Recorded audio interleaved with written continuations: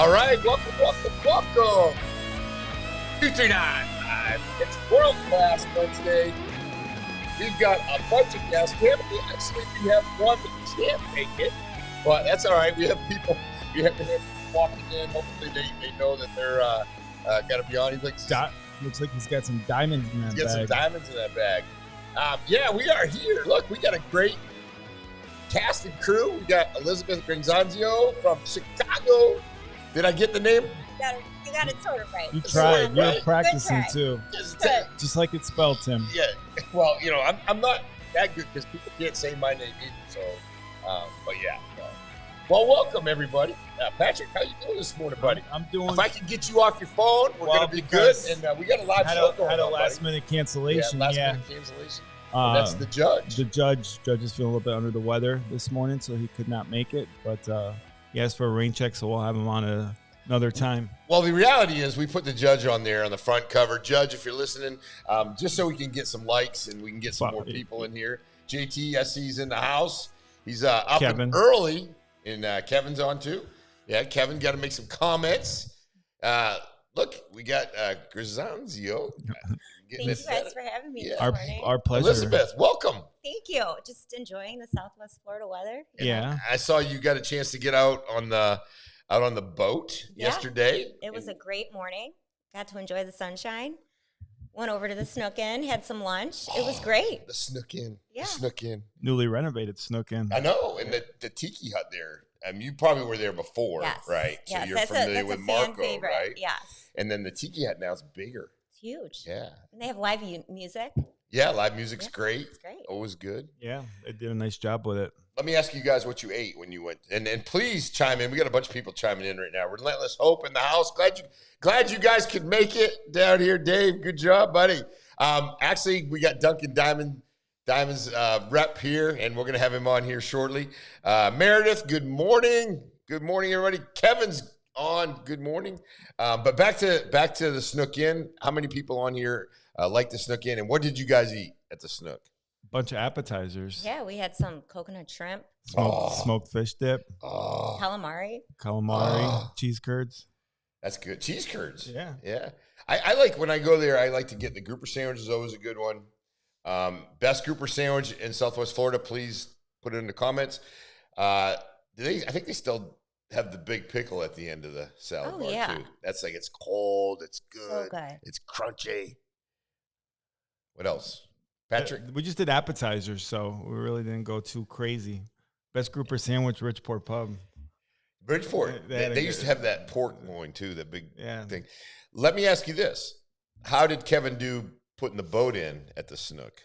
Great. Was it fine? Yeah, he pulled right in. Because that's got to be one of the, I used to work on the water as law enforcement. So when I pulled in the Snook Inn, not only did people watch you because you were docking, but people watch you because you were the popo, the policeman on the water. And that's a nerve-wracking experience, pulling into the boat dock at the Snook Inn. How did it go yesterday with Kev? He did great. He was had the captain's hat and everything, and I think he did a great job. Great. It's smooth sailing. Yeah, it really was. Yeah. Yeah. It was.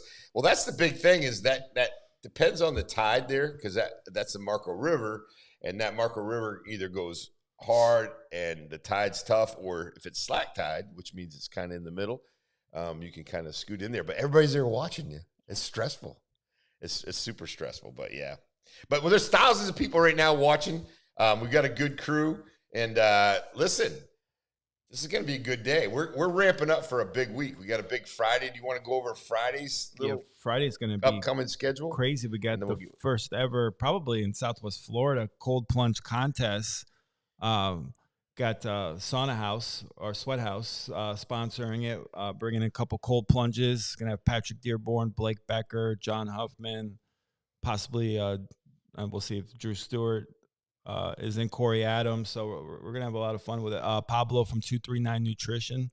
Yeah. It's going to be crazy. So got to sign a waiver. Yeah. So one of the little things, a little caveat is going to be how long can you stay in, but we're going to have a cap at about 10 minutes if anybody can hang that long. Because what I don't want to do is have these people like fall out on me in the studio. So, but we're going to have the cold plunge challenge. We're going to actually have two cold plunge 2 cold plunges right here in the studio. Then we're going to have them. It's going to be all on video. It's all going to be live, so there's no retakes. Crazy, yeah. Yes, it's gonna be interesting. I can say Patrick Dearborn today, right? Yeah, you can say Patrick Dearborn. Also on Friday, I don't know, Elizabeth. Do you like those? Some people either like them or you don't. The Peeps. Do you like the Easter Peeps? Well, I believe that those are legendary candies, right? Mm-hmm. Right. And they are made in my hometown. Oh, Rockford, really? Illinois. No yes. kidding. Really? Yes, I hail from Rockford, Illinois. We had a huge manufacturing facility there that. Isn't Rockford? Isn't that the band is Cheap Trick? Cheap yes. Trick. Yeah. That's good. I'm hanging up there. Yeah. Good. Go ahead. I'm sorry. Yeah, so they're great. I personally don't eat them, but. Well, they say that there's dye in them. So I've already been given the whole thing about, well, you can't eat them. There's dye. I eat them once a year. I probably have, let's say I have 10 for the whole year. But on Friday, what we're going to do is there's different colors and tastes now. They got. Well, yeah, she's birthday bringing in a bunch of Rice Krispie treats. Dr. Pepper one, Rice Krispie. My daughter loves the Dr. Pepper ones. Cotton candy, Dr. Pepper one. Yeah, she likes she's got a Dr. Pepper obsession going on right now. They're probably not good for you, but I think maybe once a year we can probably be all right. I think they're good for you. No nutritional Meredith value? says she's having them in her coffee right now. She dunks them in her coffee, Meredith. Which is we're trying to make America healthy again. I know, but here or there you can splurge. Joe Pavich, good morning, sir. What's the hip hop song of the day, Joe? What is it, Joe? Hip hop song. I didn't get a text from you this morning. I want to know what's hot in the streets. Yeah, we need to know. Joe Pavich, if you don't know Joe, he's a big time realtor around town. He's trying to catch up with me, him and Pat Dearborn. But no, Joe's a great guy. He jumps on. Thank you for jumping on, Joe.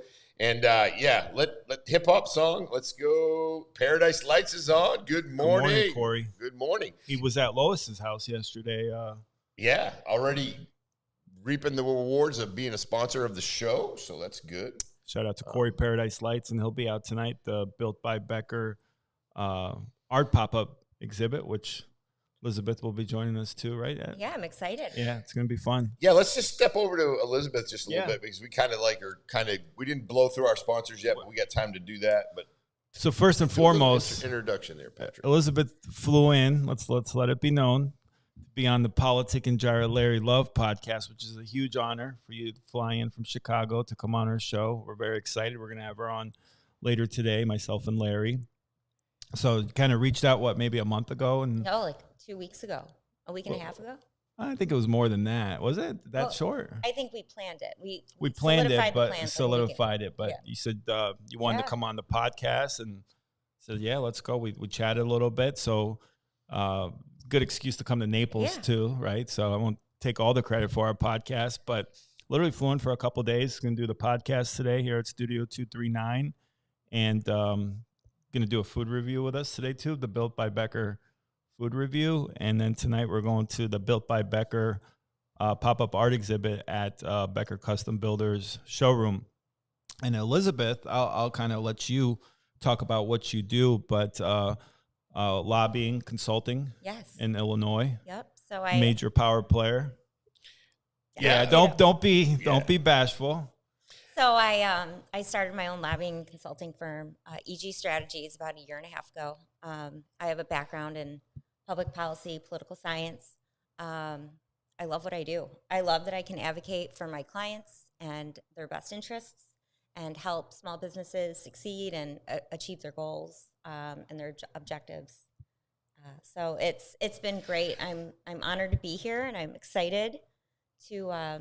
We're excited to have you, but don't be bashful because I know behind some major contracts and stuff in Illinois, and you can kind of talk a little bit about what you kind of do to save some for the podcast because you're here for the podcast. Yeah, no, she's here for the live for Tim. She's here for Tim, but like she's really here for Larry what are some Love, of the things you passionate lobby for? I mean, obviously, if you're a lobbyist, you got to have a little passion behind what you're pushing. So I always say the wonderful thing about owning your own business is having the ability to advocate for a cause that you feel attached to, right? So I'm the type of person where if somebody comes to me and I'm not 100% behind what they're selling, what their product is, you know, what their company is all about, I'll take a pass. But I've been very fortunate. I have a wonderful client. Can't name any names just to remain, you know, confidential. But we've really worked hard over the past year, and we've seen some tremendous results with the state of Illinois. So I'm very excited for them. This is something that they've been working towards for a very long time, and they're going to be able to do some great things with IT infrastructure improvements within the state and streamline some services. So saving taxpayer dollars. Yeah, that's what it's about. Yeah. Not for everybody, though. For some reason, there seems to be a little bit of a pushback on, you know, going in and trying to save. I was watching a little clip from the congressman's town hall meeting the other night. We got the slide, too. Yeah, we got slide. We were just trying to, I know he was just trying to say, hey, listen, there's the Doge. Everybody was asking about that. And he said, listen, Doge is out trying to find inefficiencies, trying to save money. And we're not talking small amounts. We're talking billions and billions of dollars. And he was getting a pushback from a few in the audience, right? I don't understand it. Like, I can't comprehend why somebody, and it's basically just because they don't like the other side, right? But how could you push back of, you know, trying to save money, trying to do the right thing? And listen, I've been in government for, 31 years in my law enforcement career and then in the prior military. Listen, we run lean, but there's, in the sheriff's office, we run fairly lean, but there's always ways we can look at things a little bit different and save money. And how or why you'd want to do that blows my mind. Right. Well, I just think that there's a pattern throughout our country today where, if an idea comes from one side or the other, if it's primarily coming from the right, it's automatically looked at as, bad. Yeah. Even though it's a common sense idea that would make lives easier and better for everyone. Yeah, and the bad part about it is, it turns political right off the get-go. Just because it comes from our current administration, that automatically you're going to get pushback. At least it's something you have to agree on, something. Right. And I think myself over the last 4 to 8 years, I was never approving of a lot of things, but I would be like, hey, okay, this is the way our country's going. And not happy with all of it, but I don't express those in a negative way, I guess is what I'm trying to say. Right. Everybody wants good schools, safe communities, and a thriving business economy, right? So let's all work together and get it done. Yeah, no, it's big. It's big. Patrick Dearborn's jumping on you. He wants you to set up straight, And Pat's just looking at the camera, looking at the TV monitor. I wonder, what's your fee, Pat? What's your fee? So we got to get him in the T Clinics Part 2 video. He said we got to pay his fee. So I'm curious what the Pat Dearborn fee is. What's your lunch schedule today? What are you guys gonna do? Where are you gonna do your Blake? review? Where are we going? I know we talked about, and I'm gonna butcher this because I Mediterranean place because you wanted something Mediterranean, right? Mediterranean. Well, I can't say that word. Mediterranean? I can't say it. Is that like the librarian? I can't do it. Yeah, Mediterranean? Mediterranean. I know there's the place to go, brand new Estia. That place? That place is Greek amazing. Place. Yeah, brand new place. I don't know what time they open for lunch, but yeah. Yeah, we're gonna do the Built by Becker food review today at lunch. Leave me alone, guys. Why? They're jumping on you. I'm putting these up. They're saying, "Come on, Pat, sit up straight." I always stand because you do get that little hunch over. But yeah, they're on you, Patrick. No, always. Yeah. Well, sometimes you deserve it. I guess. You see, the thing about Patrick, what I like about him though is he'll give you a lot of guff sometimes. He'll say stuff, but when you say something to him, it's not true. He freezes. Yeah. He just looks at I saw him when he was just staring at the TV. I knew he was not happy. Speaking of which, though, can you pull up the slide for tonight, the pop-up art exhibit? So yes, absolutely. We got a pop-up event tonight. I'll bring that up here. That's the Thunder Ride. Built by Becker. It's a little bit down. Yeah, it's tonight, 6 to 9 p.m. Here we go. Featuring Dani Papa and Massoon. 6 to 9 p.m. Food, drinks provided, pop-up podcasts, live art. I think there's going to be an art auction going on as well. Myself, Tim will be in the house. Yeah, I'll be there. I've got a little. Pat Dearborn's going to be there. That's pretty big. That's huge news. Confirmed. Patrick Dearborn will be in the house. Patrick Dearborn in the house. Pat, it's always good. You know, when Pat Dearborn shows up, if I'm allowed to say his name, when Pat Dearborn shows, when Pat Dearborn shows up, you know you got the life of the party. Have you ever met Pat Dearborn? I have not. You are in for a treat. I lost my mouse. How do you describe Patrick Dearborn to someone who's never met Patrick Dearborn? That's a real good one. Yeah, Pat Dearborn has got so much energy. A lot of energy. Shout out to T Clinic. He brings in, like, if he makes an announcement on social media, usually there's an instant 100 people just show up, and he's that type of guy. He's got a lot of juice. You'll see, That's great. They call him the mayor of Freedom Town. Yeah, USA, mayor of Freedom Town. I think he coined USA. Freedom Town. We got a bunch. Hi, Elizabeth from Blake. And then see you at lunch. Pat's challenging Joe Pavich to the cold plunge contest. Yeah, Joe, do you want to cold plunge? Do you want in on this? Yeah, someone tell Pat. All right, I get it, Pat. We got this one. Yeah, I'm looking for a cold plunge one. The one where he's calling. Here we go. Joe Pavich. Here we go. Joe Pavich, you coming Friday for the cold plunge challenge? Now, two man crushes in the same room with you at the same time. You gonna be able to handle that? I don't have a man crush on Joe Pavich. Oh, you don't? I thought you did. He's not on my list. Well, you said he's got nice hair. He's a good-looking man, but he's not on the man crush list. No. All right. Okay. No, we're good. Okay. The two biggest realtors, that'd be huge. Two out of the three biggest realtors in Southwest Florida in the cold plunge contest. That'd be pretty big. Yeah, that would be good. That would be good. So we want to see everyone tonight, 6 to 9 p.m. at Becker Custom Builders showroom for the art pop-up exhibit. Yeah, no, that's going to be a very interesting event because Dani Papa is going to be there. He's done great things for us here at the studio. We have some art of his hanging on the wall. I think I can actually bring that art over and take a quick look at it. But if you can see it, whoops, it's going to be on this camera. Yeah, it's just over on Elizabeth on her right side, and amazing. And we got the computer there rolled up against that. And they put up a bunch of paintings at Blake's studio, office, showroom, whatever you want to call it. So some great art on display. And there's going to be an auction. I heard, Tim, you're good for about $1,000 tonight. So yeah, I'm good for about 1,000, maybe in the negative. No, I'll throw something up there. Of course, I'm going to be there. A couple bucks. Yeah, a couple bucks. And we're going to have the podcast from there too. Yeah, the podcast will be going. There'll be a little bit happening. The people who are going to be there, and Dani, and then Miss Massoon, she did a wonderful portrait of us here in the studio, and then obviously Dani did the original. So there's going to be some talented, a lot of talent flowing. Yeah, it's going to be fun. Food, drinks provided. It's going to be a good time.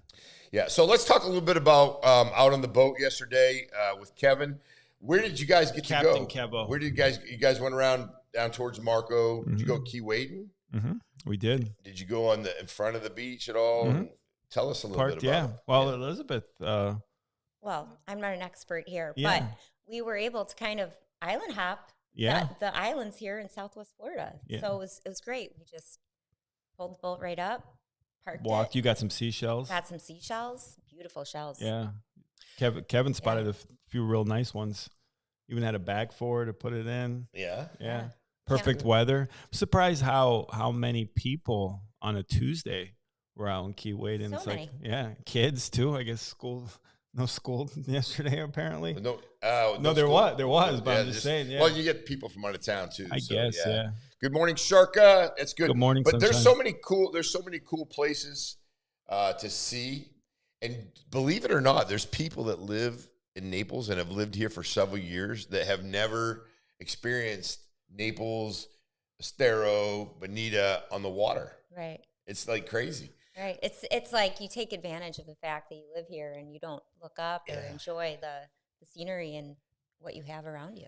How long have you been vacationing in Naples? Because I know this is not your first trip to Naples. For a really long time. Yeah. My family frequents Marco Island multiple times a year. We absolutely love it. We have a lot of great memories here, and hopefully one day I'll have some real estate here. So I'm looking forward to that day. Yeah, but I'll give you Patrick Dearborn's phone number when we're done. So after Patrick Dearborn. I'm kidding. I'm kidding. There you go. I see how it we'll have a competition. Who can be Elizabeth's realtor between you, Patrick Dearborn, and Joe Pavich? Whoever stays in the cold plunge the longest gets the contract. There you go. Well, I'm not jumping in, so I might. There will be an RFP process. Yeah, absolutely. Yeah, she might be hard. A betting process. Yeah, there you go. Patricia, thanks for jumping on this morning. Good morning. Good morning. Let me ask you this: when you go back to Chicago, you don't want to go back. You want to go back with a little sun. Right? Absolutely. I got some sun yesterday. You look good. You look good. You're not like overly. Sun. I'm a little red, but I don't think so. That's all right. I think you did good. I got that Italian olive skin, so it'll bronze. Yeah, you did. Yeah. But you don't want to go back and like not let anybody know you weren't in Florida. You got to at least have a little bit of sun. Gotta have a little tan. Yeah. Talk about the scenery in Chicago when you flew out on Tuesday. Oh, it was cold. It was cold and windy, gloomy and rainy. I landed in Southwest Florida and I was instantaneously happy. So life changing. Yeah, that vitamin went from D. the snow to beautiful Southwest Florida. I think it was like 70s yesterday. Yeah, it was beautiful. It's Naples right now is the perfect time of year. Probably in another month we're going to be like getting our rain every day. We're going to get a little bit humid. But right now it's perfect. We had a great winter here. So all you people who are looking to buy, come on down, get with myself, Joe, Pat, all the fine real estate professionals Derek Carlson. down here. Derek Carlson, get a big shout out to him. But yeah, get with us and we'll find you a nice place. What's your favorite vacation spot? Because I know you travel all over the world. Well, internationally speaking, I have to say Sicily. I mean, that's where my family's from, so I love it there. Yeah, back to my roots. But I think if I was vacationing here in the United States, Southwest Florida, Naples, Marco Island, can't beat it. Yeah, it's beautiful. Everyone's so nice. The food is great. Yeah, love it. And it's easy to get to. Yeah. So listen, everybody who's on, make sure to throw a comment, and and Elizabeth knows because she's been down here, but throw a comment on your favorite place to eat. My favorite, probably my favorite down here, non-chain, probably. I don't know. There's a new place down. It's the family and owners of PF Chang's, but it's called PK Kitchen, I believe, downtown. Really good. There's like so many good places to eat. What's your favorite one you like? My favorite is Mediterranean. It's that's good. That's down. I love that it's such a small little restaurant. It's that one room. Where is that? It's right. I think it's off of 3rd. Oh, okay. It's great. Wonderful food. But I will say, there's some Chicago places that are opening up down here. Yeah. Le Colonial, right on 5th. That's Chicago-based? Chicago-based. Yeah. One of my favorite places. Morton's is out of Chicago too, right? Yes. Yeah. Morton's does a good job. Morton's Steakhouse. Morton's? Yeah. Yeah, they're chain, but yeah, they're good. Good chain, they're good. I like the cheesy beefs from Chicago. I can't lie to you. I love all that, like that Chicago food, because it hits home with my belly. Are you a deep dish pizza or? Well, there's different varieties of pizza, right? So in Italy, in Sicily primarily, it's totally different. I like a thin crust. Yeah. I come from a family of restaurants, so I deep dish is great, but it's not my favorite. Yeah, I agree. Yeah.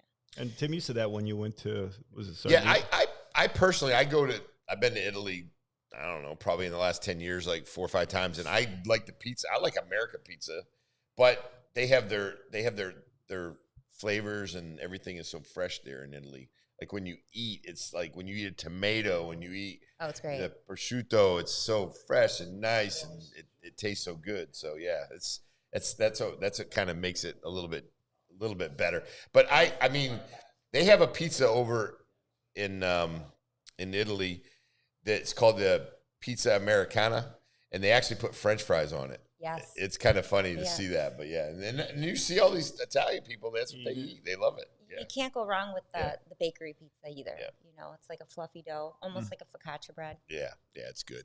Right. Meredith says that she's got to be careful. She might shock us with the cold plunge. How are you going to do that, Meredith? You going to like stick batteries in there? What are you going to do in the cold plunge? Have you ever done a cold plunge? I have not. No, I have not experienced that.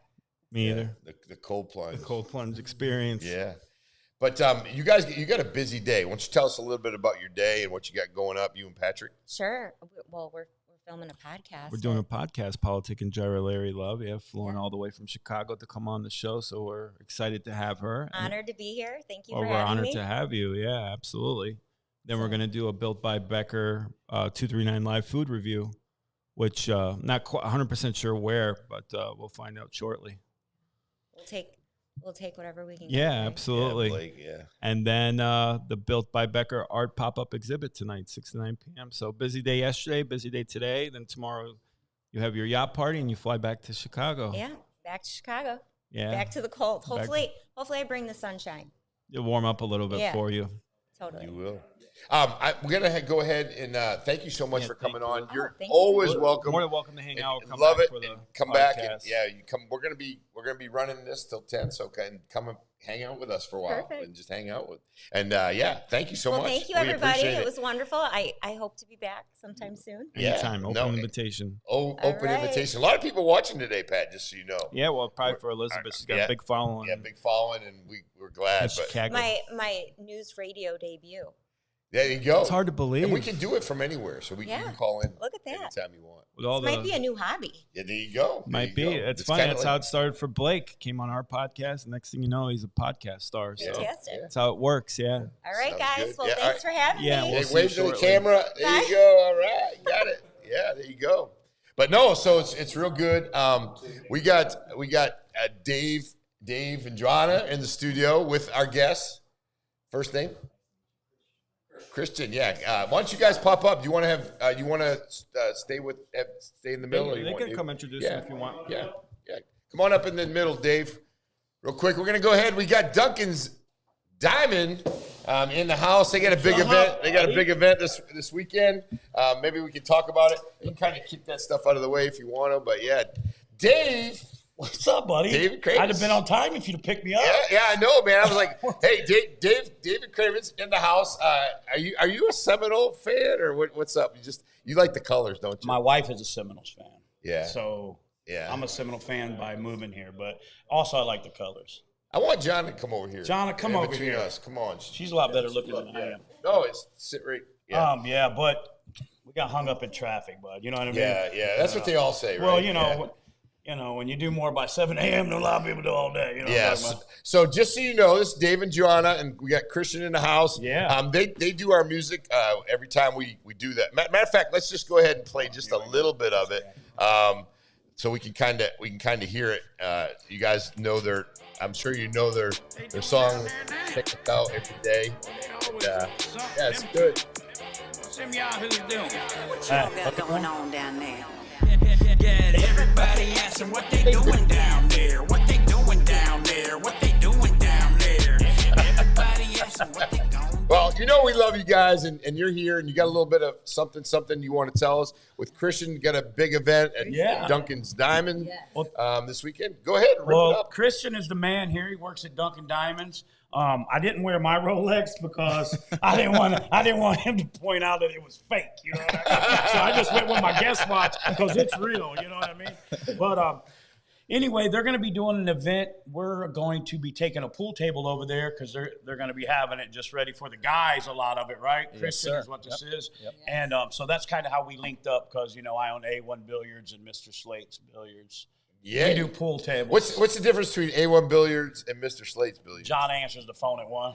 Oh, there you go. Yeah, there you go. I know who does all the work. I know who does all the work over there. But anyway, so he had reached out, and then we just started talking back and forth. And I said, well, hey, man, what better guy to get on the 239 Live, man, because your clientele is going to spend a lot more money than Relentless Hopes clientele. I don't know, man. No, it's good. But go ahead and tell them what we got going on over there. Yeah. So I just wanted to do something a little bit different. We do a lot of bridal shows as well, things like that. But I wanted to kind of switch it up and do a gents night where everybody comes and hangs out. And, we're going to have some really nice luxury timepieces. We'll have the pool table, of course. We'll have a bartender there. More of just a hangout. I don't want everybody, I know how the environment gets with walking into a retail store. Everybody's ready to be jumped on with sales and things like that. I don't want that environment. Right. I want it to be relaxed and people to have fun. So, and that's important. That's a great idea. Yeah. And then, so basically a gentleman's night, Duncan's Time. What location? Because you have 3 locations in Southwest Florida, right? 5, actually. Oh, 5. Yes, wow. Sir. Okay. Yep. All right. It's going to be at the Gulf Coast Town Center. Gulf Coast Town Center. Yeah, that's a good location. The best one. The one where Christian is. Yes, sir. Yeah. And I know Dave spends a lot of time there buying stuff and getting for his beautiful wife. Yeah, I do. And then trying to work out a deal with this pool table. Yeah, trying to get the pool table thing going. So basically the guys are going to come in and they're going to shoot some pool, look over the jewelry. What's the busiest times? We know obviously busiest times a year for jewelry or what? Valentine's Day, Christmas, of course, even Mother's Day. And, that's another thing. We have it lined up 2 weeks before Mother's Day. So, of course, we want all the guys to look for themselves, watches, things like that. But got to shop for the ladies as well. So yeah. I'd say that's the main thing. Get in there and get your wife something for Mother's Day and your mom and your grandmama. Yeah. And then Tim's going to be there. He's going to get Alex something. I know. Oh, my God. I'm looking out for you, Alex. These guys got me. These guys got me going with all kinds of – I think we have something else with Duncan's Diamonds. It's also sponsoring on this weekend. I'm going to go ahead. I'm going to go ahead and bring that up. I didn't have a slide for your event, but I'm going to bring this up right now. So Duncan's and Diamonds, they're having a limitless brunch at Sales Restaurant. Now, if you've never been to Sales Restaurant brunch, you definitely need to go there the 26th. As you can see, you can get your tickets from FLDPF.com. And you got Duncan's Diamonds, Sales, and then you have Florida Drowning Prevention Foundation. So, yeah, that's a good cause. You guys are involved in it. But definitely want to make sure you get out there to Sales and eat some food. Christian, what's the largest piece of jewelry, the most expensive piece of jewelry, I'm trying to find my mouse here, that you have sold at Duncan's and Diamond? The most expensive piece I have sold was an engagement or a fashion style ring. It was about $250,000. Wow, $250,000. Now, he let me put my trailer up for that. Yeah, that's big deal. That's big money, Christian. Yeah. Look at you. Yeah, Christian. I'm proud of you, man. So not only good looking, but he can sell. Yeah. So what's your typical client look like as far as, that goes into Duncan's and Diamonds? Because I know you guys have been here for a long time. Yes, sir. Yeah, and we get a variety of people, which I think is the beauty of it. That's what I love the most is, we not only get the high-end clientele, but we get your everyday clientele as well. I think we get a pretty balanced mix, especially because we're in between Fort Myers and Naples. Yeah, so we get kind of the middle ground of everyone, which I love because get to deal with different people every day. So. Yeah. Well, now, is there something that Tim Jurek can afford at Duncan's and Diamonds? Tim Jurek's got money, man. Is there anything that I can afford? Should I get it like pre-tariff or after? Come on. Is there something like I can afford at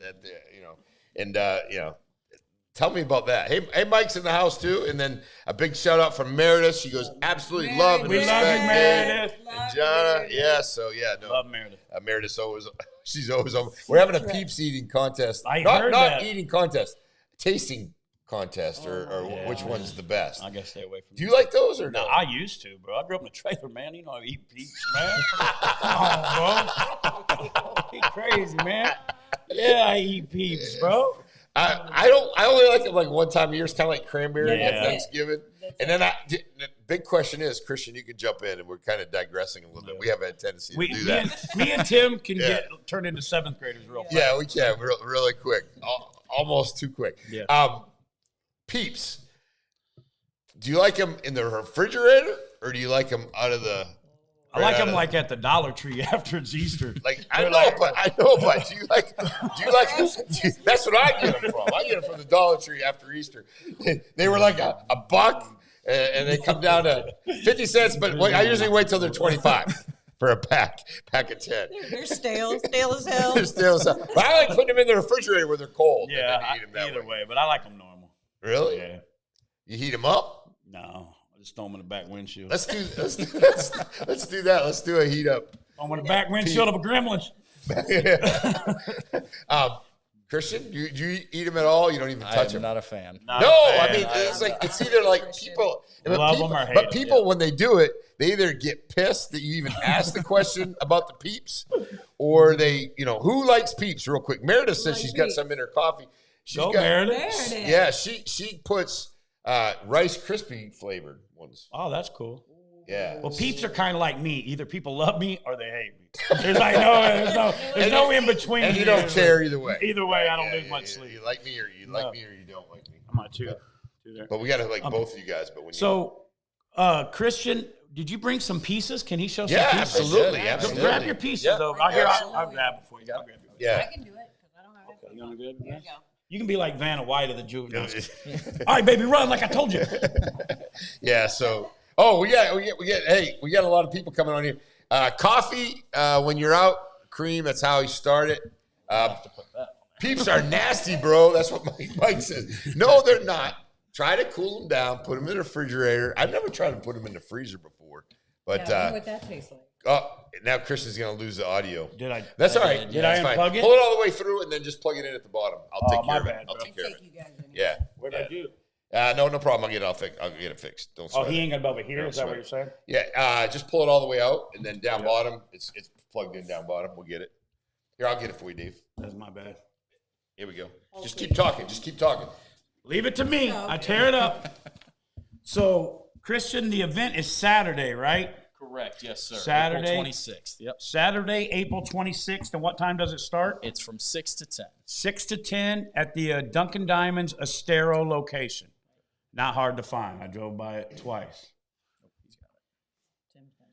So, how are you guys liking this 239 live show? Got a lot better looking host than that one fella, and let me tell you whose name I won't say. It starts with a P and ends with a D. I've heard it 63 times a day. No, I'm just kidding. If Pat's still on, we're obviously speaking about him. We're live. Let's see here. It comes from my mother. She would never allow me to have them. From that, yeah. This is like a real. Let me see this. Oh, babe, look at this. Put them in the freezer. Okay, how are we going to show this? I'm going to see if I can get a little bit. Let me see if I can get a little bit. I can hold it like this, T. Yeah, you can do that too, but hard to see.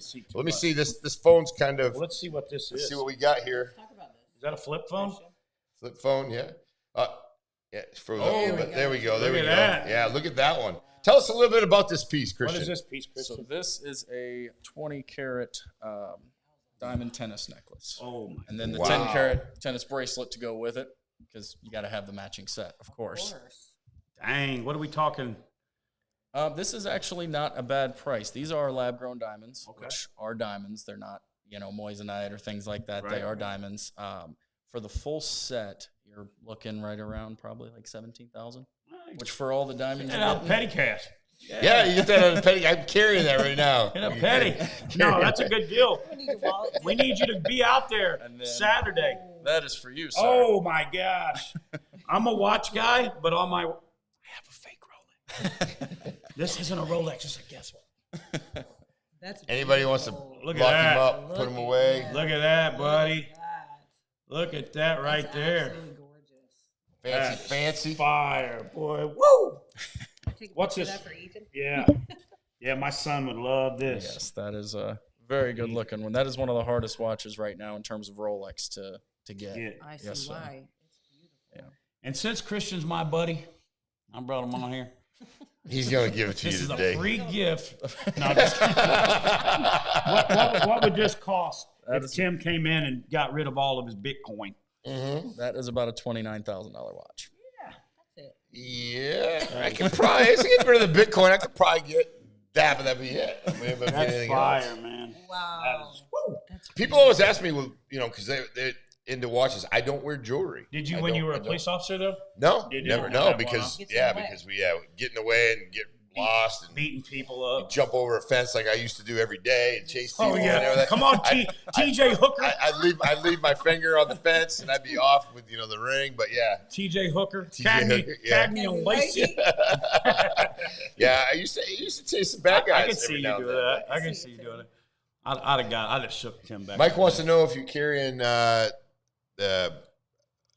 Brilliant watches. You guys carry those, or? We normally don't have them in stock, but in terms of getting them, I can pretty much get any watch you can think of. Okay. So anybody out there that's looking to upgrade their watch game or jewelry or do something, this is my guy to come and see at the Estero Duncan and Diamonds. Yes, sir. Christian, go in and ask for Christian. Yeah, no, it's well, and you know, when you go buy jewelry, you want to deal with somebody that you've met before. You don't want to just absolutely. go in cold.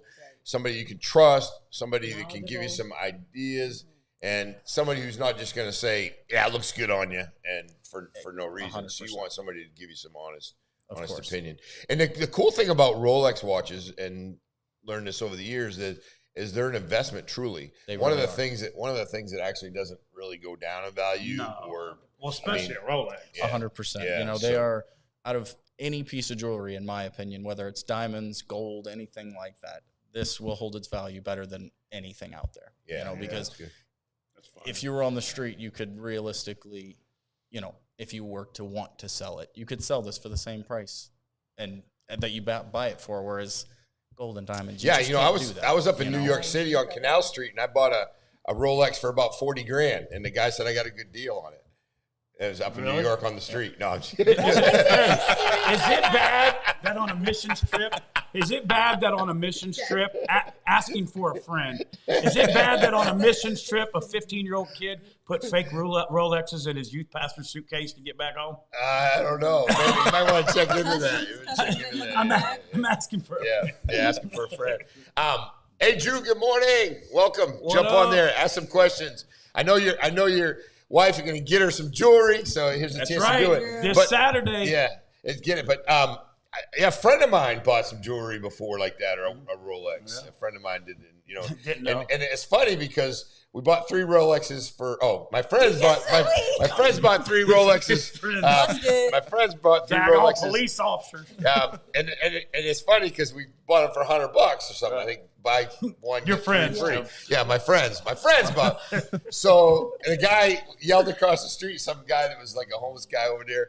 And he yelled over. He goes, "You guys got ripped off! You got ripped off!" I'm like, dude, we know we got ripped off. These aren't real Rolexes, but that was funny. Is it true? Like the hands go backwards or something? What is it? What is it they say? A fake Rolex? What's the difference? Well, I know like there's a Rolex truly goes It's around like a smooth sweep versus. So mine ticking. And I don't know. I mean, this ain't no Rolex, man. It's a guess. It looks good. I bought this It at looks the buckle. good. It looks good. I like this one. But that Different levels of fake Rolexes, buddy. yeah. So you know. Yeah, That wasn't a fake one, by the way. yeah. I don't know where Patrick went. I think he might have left us. He's probably Getting pizza. Yeah, he's- He's getting pizza next He's door, getting yeah. pizza. yeah. But no, but the type of jewelry you guys have at Duncan Diamonds. Has anybody ever tried to bring in something and that wasn't real, and you guys had to say, "Hey, this is not a real diamond"? Yes. Did they argue with you, maybe, or Yeah, I Or mean, they it happens from time to time, more often than you would think, especially with watches, because a lot of people don't have a clue what they're getting until they bring it in somewhere and we look at it. And it's not the most exciting thing in the world to have to tell somebody, hey, this isn't real, but you have to break the bad news. Let me ask you this. Now, can you look at a watch pretty quick and find out that it's not a Rolex, or you get like some different with ways? Rolex in particular, yes. When it comes to other certain watches that I might not be as familiar with, Right. there's some high-end brands like Patek Philippe and APs. Those are very, very high-end. We don't deal as primarily with those brands, but with Rolex in particular, yeah. I see them every day, so it's pretty easy for me to look at it and be like, "Oh, this isn't checking out," Yeah, So yeah. You're looking at that. You're looking at that jewelry. No, I want to get him the Rolex. That's my wife. One day I will. Well, you will get him a Rolex. He's Make got- marriage great again. Yeah, you will get Buy him me a bullet. Yeah, no, yeah, you got it. Make marriage great again. Please buy me a Rolex. I really want to get that. It's so funny because I just like, I like watches. I appreciate it and all that stuff, but I just never really. Alex got me an Apple Watch, and the rubber band on there, I can't wear it for any period of time. That drives you nuts. But I mean, I guess if I could wear a Rolex, I only wear them when I put my costume on. Yeah, Usually you won't see me in jewelry. You do have some pretty good costumes going on. I didn't wear much of my jewelry today because I knew Christian was gonna be here. I'm like, I might fool my watchers. I ain't gonna fool his. Chris is looking over there at the thing. Yeah, Chris is like, Amazon. Amazon, yeah. I always order 2. Yeah. Well, Last long. Now I know there's in jewelry in general, there's a lot of fake stuff out there. Oh yeah. People that I know that enjoy jewelry, and they have it on, and sometimes you can't. I mean, I would never know. Like the normal person, I don't think really knows. But unless somebody's like pretty up on it, I don't know if they know. Well, Christian would have known if he looked at my watch. It's just like shoes, just like Jordans. Yep. I mean, there's a lot. I've seen fakes look better than the real ones. Oh yeah. You know what I mean? Absolutely. And anybody's that close to your jewelry or your foot, you're wondering anyway, right? Yeah. So Christian, what is the atmosphere going to be there? We're going to have the pool table so the guys can play pool. It's going to be all pimped out with the logo and stuff. We're doing. I'm so excited. Yeah, I know, I me want too. to see It's it gonna be too. awesome. And then you got bartenders. Just so it's just going to basically be a night out for the guys to come and buy some jewelry. Or check out some jewelry and hang out. Exactly. Yep. And obviously, I'm not excluding the wives if they want to come. Oh yeah, in. because she's going to come. Exactly. Yeah, we're going to. It's. I'm calling it a gents' night because of the watches in particular. We're calling it the Timekeepers Club. But anybody in the area, anybody that wants to come and show up, absolutely. We just want it to, like I said, be a relaxed environment where people can come in, hang out, and feel comfortable. I want to change up the, what we've been doing. Like I said, we do the bridal shows pretty often, but this is something new where I feel like it's a lot more of a relaxed environment and you can just have fun. Have a couple drinks and have a good time. Could be a little date night out, get something to eat. Now, one more time on the date, time, and location. It is April 26th from 6 to 10. Coming right up? Yep. This Saturday. From 6 to 10 p.m., and it is in Gulf Coast Town Center. Awesome. Yes, awesome. sir. Yeah, no, that's great. Hey, thank you so much for coming on. Yes, sir. I know you guys are on deck. Podcast coming up. You get the honor to. We have Commissioner Rick LaCastro coming on at 9:15, and so we thank you guys for coming on. You guys are always there. Anything else to add? I know you guys got some big things coming up. Tell us. Add a little bit about what you have coming up. You're doing a lot of marriage counseling. Yeah, man. We're gonna be in Texas for a week at the XO Marriage, doing a podcast out there at their studios, and then doing some training. We just finished up the Outlaw Mini Revival Tour. Last night was our last date with Andrew and Shar Marshall. So yesterday was crazy. We didn't get home till 11:30 or 12, and then get up. So, and then coming up in June, the month of June is booked up. We'll be on the other coast doing a bunch of dates, West Palm, Vero Beach, all that. And then July, we're heading back up towards home in Illinois. We'll be doing some dates. And then June. Yeah. Because our daughter's going to be having the baby in June. So but that's it, man. We're just staying on the grind. Relentless Hope podcast growing daily. Seeing life's changed. You know what I mean? So. Yeah, and a little bit of backstory with Dave and John. They have the Relentless Hope podcast. They do wonderful music. Solid people, just making change, change and doing things. And we kind of laugh about it, but Dave's been in my life for about a year and a half. A lot of fun, a lot of good times. Dave comes from a little bit different background, and John a little bit different background than I do, but far from me, far from perfect. Yeah. But for the last 7 or 8 years, you guys have just really propelled yourself different direction. Got some of the best kids I know. You surround yourself with some of the best friends. A lot of really, really good things, and I love you guys.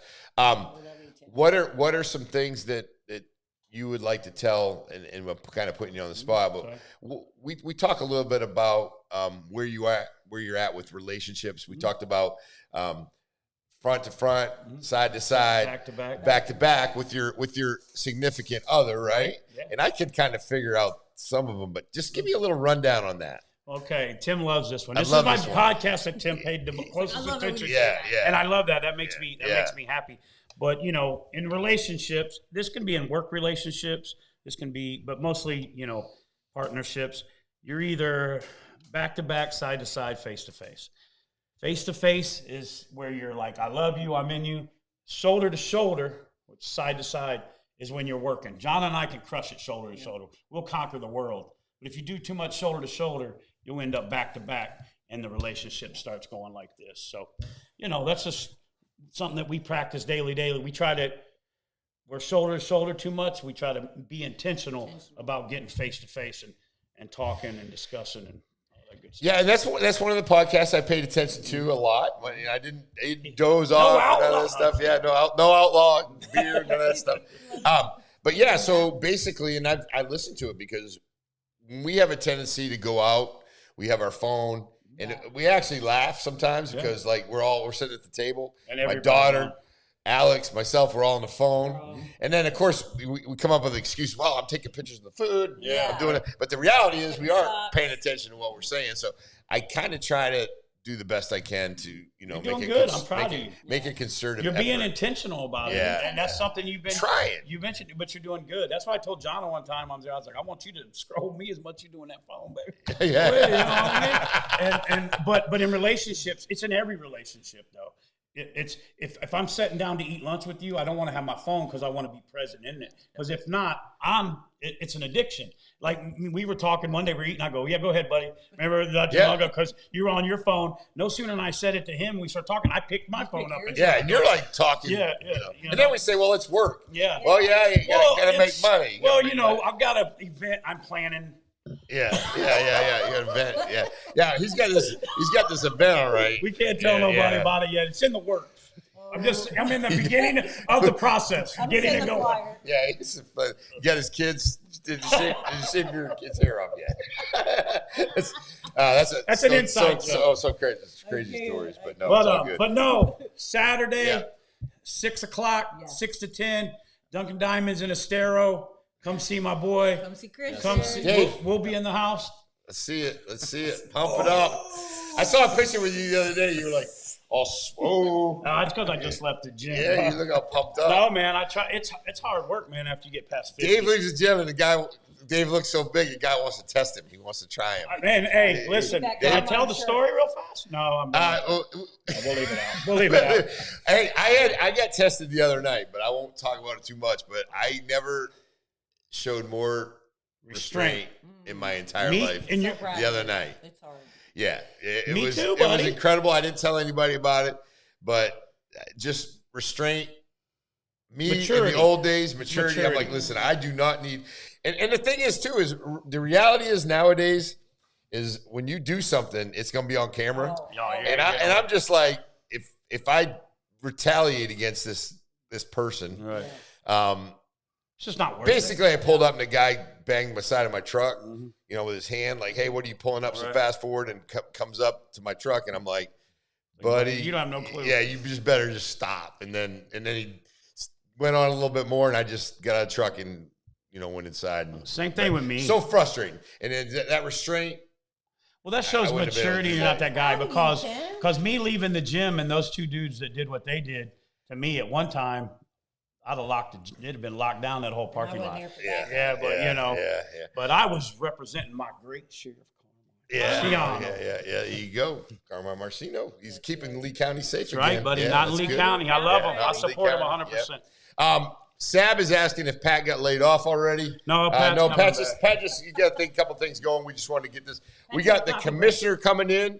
And thank you guys so much for coming on. You guys are always welcome. Thanks for having us. Good luck on your event. I'm gonna try to get up there. Would you guys please text me? I'll text you. We're gonna go. We'll be through. So maybe grab a little bite or something. I know we got a few things going, but I'm not sure for Saturday night. I think we're good to go up there and at least check it out. Meet up. Absolutely. Might have to leave the credit card at home. Mother's Day's coming up too. Do you take EBT? Do you take EBT for jewelry? Can you figure out a way to make this work? 75 cents on the dollar. She's like, no, we'll see you guys there. Appreciate Saturday you guys. Night. Thank you so much. We're out. All right, we're out. Yeah, no, hey, it's so good to have these guys on. We've got the commissioner, and I always Commissioner Rick LaCastro is coming up. I think he might be pulling in the studio here pretty soon. He's probably gonna.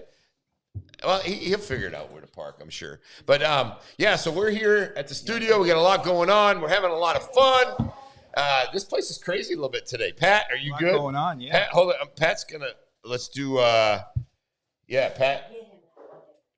Pat went out and did a little damage control, trying to talk to some of his peeps. What's going on, Pat? No, just trying to work around this crazy schedule that we got going on. Yeah, we got a good schedule today, though. It's fun. Everybody good? There's a lot going on. Yeah, everyone's good. Yeah, we're gonna do the best we can. And Sab wants to talk. I think Sab missed out yesterday. I'm not really sure what happened, but I think Sab missed out a little bit. I think he overslept or something like that. Sab, he did oversleep. Are you still on? He felt bad, but if you're on, Sab, we could talk a little NFL draft here. As a matter of fact, he's probably got too much going on to. Yeah, we probably won't be able to do a call in because I'm not set up for you today, Sab. But if you got some stuff you want to bring up, we can do that. We've got about another. Commissioner Castro has his own driver. Another 10 minutes. Yeah, that would be his girlfriend. Yeah. Okay. Yeah, so he's good. He's you want to pay some bills real quick? Yeah, we can get the commissioner on here. Shoot. Here, pretty. What's that? I gotta get a chair. Come on in, sit down. The commission. We'll be ready. We'll be ready in a couple minutes, but it's good. There's a lot going on. Hey, we're live right now. We got a lot going on. We're getting ready to set up. We're getting ready to set up for the big event on Friday. We're gonna have the cold plunge going on. That's gonna be kind of interesting. Yeah. You want in on that, Commish? The cold plunge contest. Who can stay in a cold plunge the longest? Yeah, who can stay in a cold plunge? You got Patrick Dearborn and Blake it's Becker. It's crazy. Yeah, it's gonna be a little wild. I'm not doing it, Commissioner. Just so you know. Chicken. I gotta get you got a donor? I gotta get a root. You found a donor?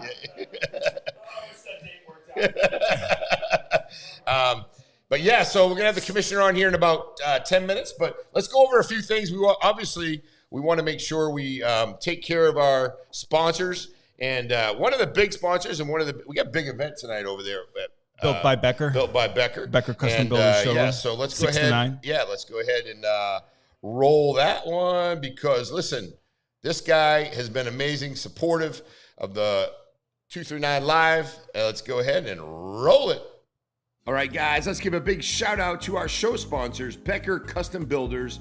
Blake Becker and his team are always about luxury design, top-notch quality, and giving you the best experience imaginable.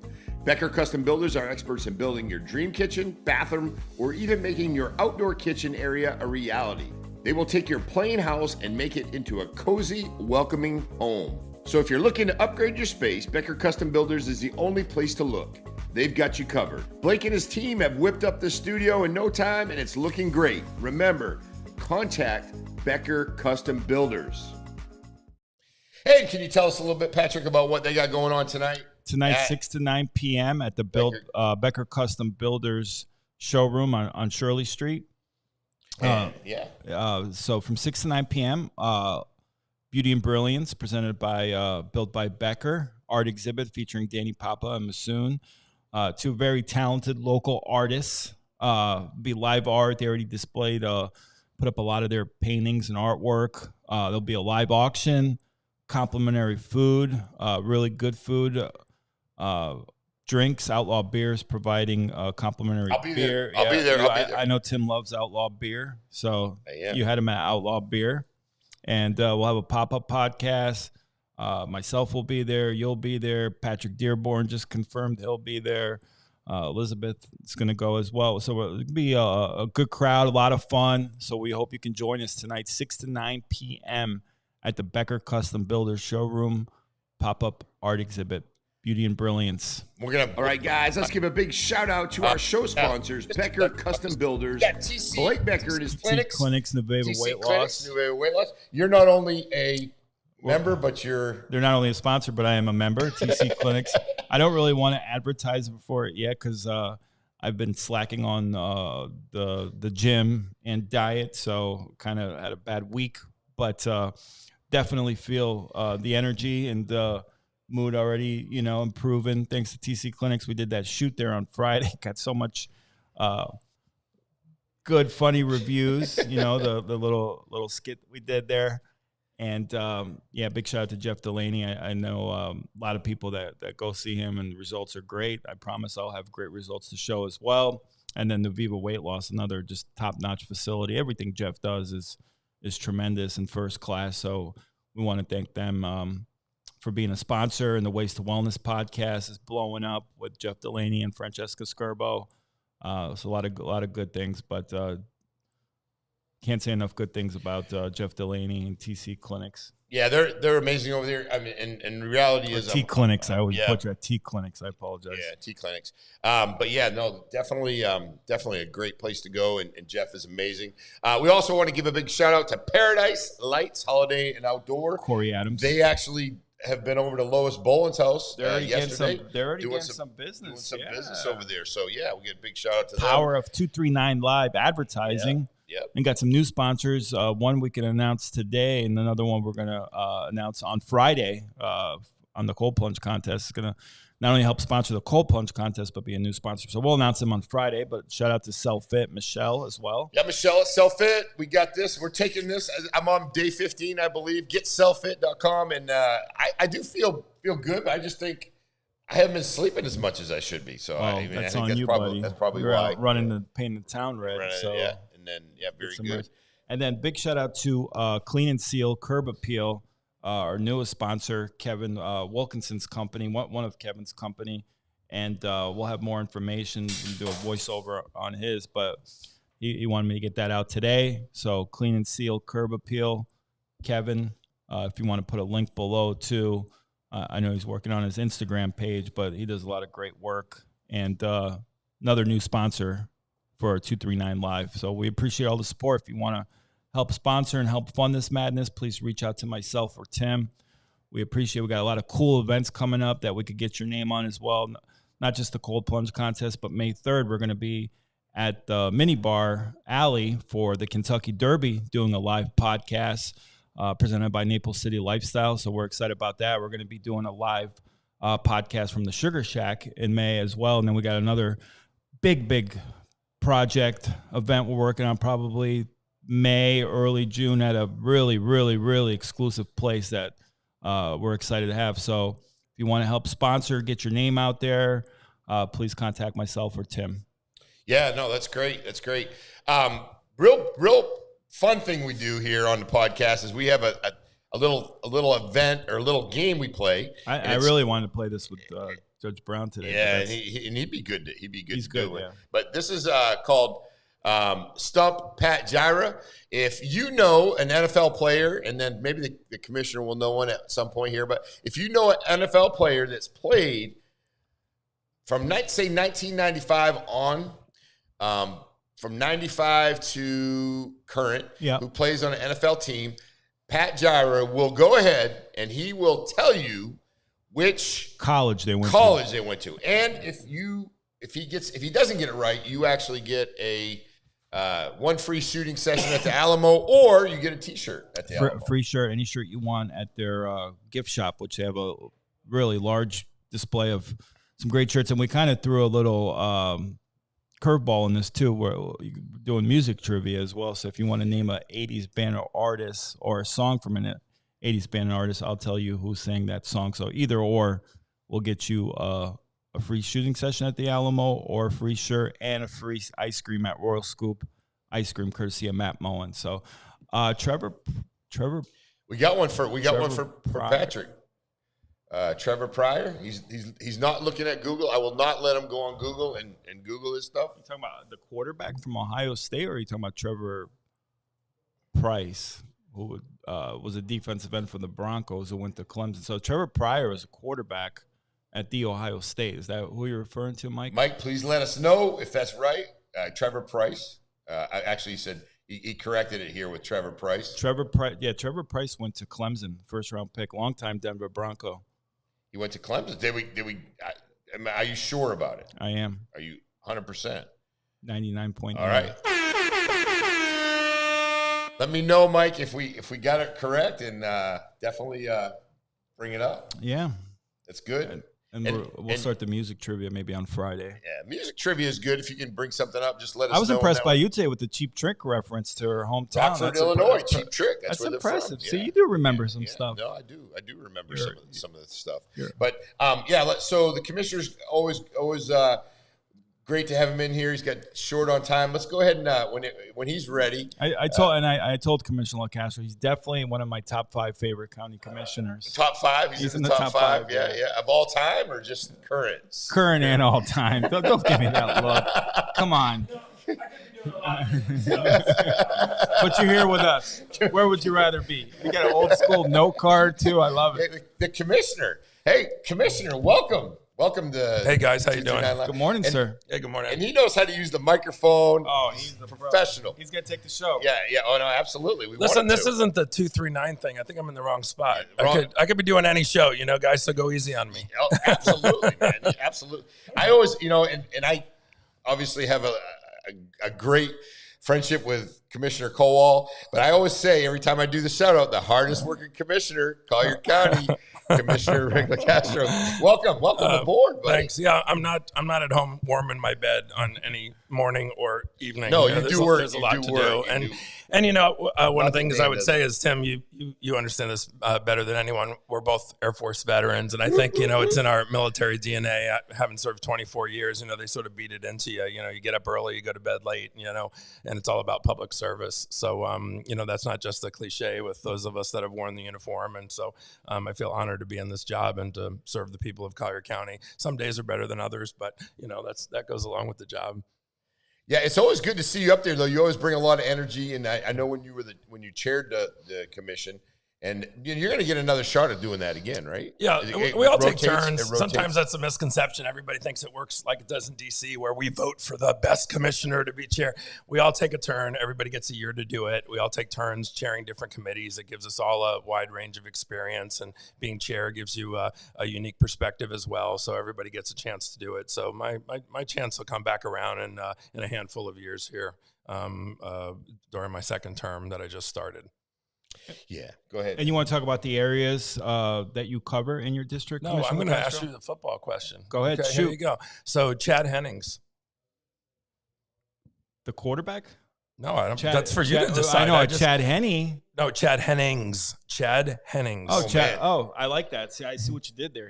He went to the Air Force Academy. There you go. Dallas Cowboy defensive tackle. I like what you did there. So one of the better players to come. That one? So here we go. Chad and I were cadets at the academy. He's one of my classmates, class of '88, and our first year, our freshman year, our dually year, as they always say, we were chemistry lab partners, and he was like fourth string. You got to work your way up, but he was always a big guy, big frame, hard worker, and we knew he was going to be a superstar once he, progressed through the years. And then he graduated from the Air Force Academy in '88, same as me. Flew A-10 fighter aircraft and Desert Shield and Desert Storm. Really? Yeah, the Dallas Cowboys drafted him at graduation, but just like Roger Staubach, he had to serve his time in the Air Force, and he didn't try to get out of it. Nope. As some do. And in 1992, the Cowboys brought him on board after he did his service, and he played until 2000. He got 3 Super Bowl rings. And then many years later, 2007, when I was brought back to the Air Force Academy to be the base commander, when I was a full colonel, Chad came out to be a guest at the academy, and we just had a great time, as two former cadets back at the academy 20 years later, and hearing his stories from being a Dallas Cowboy and having 3 Super Bowl rings. But the funny thing was, he looked at me and he's like, I can't believe you're a colonel. You're the base commander. And I said, Chad, you've done a few things as well, but we're all really proud of him. I still stay in touch with him, and has done great things. So he got it. He nailed it. And he literally worked his way up. He got drafted. It was third string. Then was a backup for a couple of years, and then developed into a starter and a significant starter. He had a really solid NFL playing career. Patrick, you're scaring me. Scaring me. I know. Tim says. Look at Drew Wright said, I must admit, Patrick Gira, you're pretty sound. He's a savant here. Commissioner, we always tell Pat. Thank you, Drew. I always tell Pat, I said, you have a lot of knowledge about like this. They got what do I say? is that Useless knowledge, But yeah. I can't compete with them when it comes to this stuff, you know. But listen, I'm going to tell you. Let's talk about the county because Yeah. I'm going to have some breaking news here for you guys. Hey, we're going to get Exclusive it. here at 239 Live? So what's that? Is that exclusive here at 239 Live? Some people that might have watched the commissioner meeting yesterday might have. Nobody watches though. Might have heard about it. Yeah, I think I was there. But a big thing that came out of the commissioner meeting was our first round of an ordinance to oversee and manage e-bikes and e-scooters. We've been talking about it for a bit. It's really exploded in my district. You know, you were saying, Patrick, what's my district?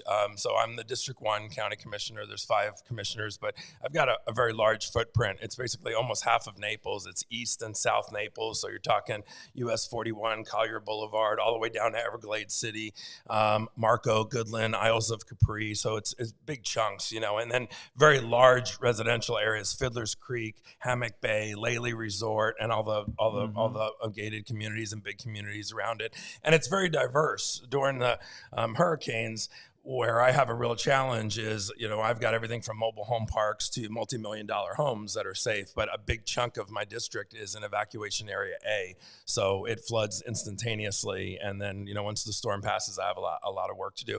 But just getting back to the e-bikes, it's not lost on any of us that they've really exploded all over the county. You know, from young children who use them to go to school to elderly people who now it's these e-bikes have gotten them out and about with exercise. They don't take as much to pedal them and move them. And then you have people that it's their way to get to work. So, you know, we're not trying to, over-govern or over-regulate anything, but safety is a big major concern. And I think most people have seen there's multiple flavors, classes of these bikes, basically 3 classes, you know, small, medium, and large as far as speed.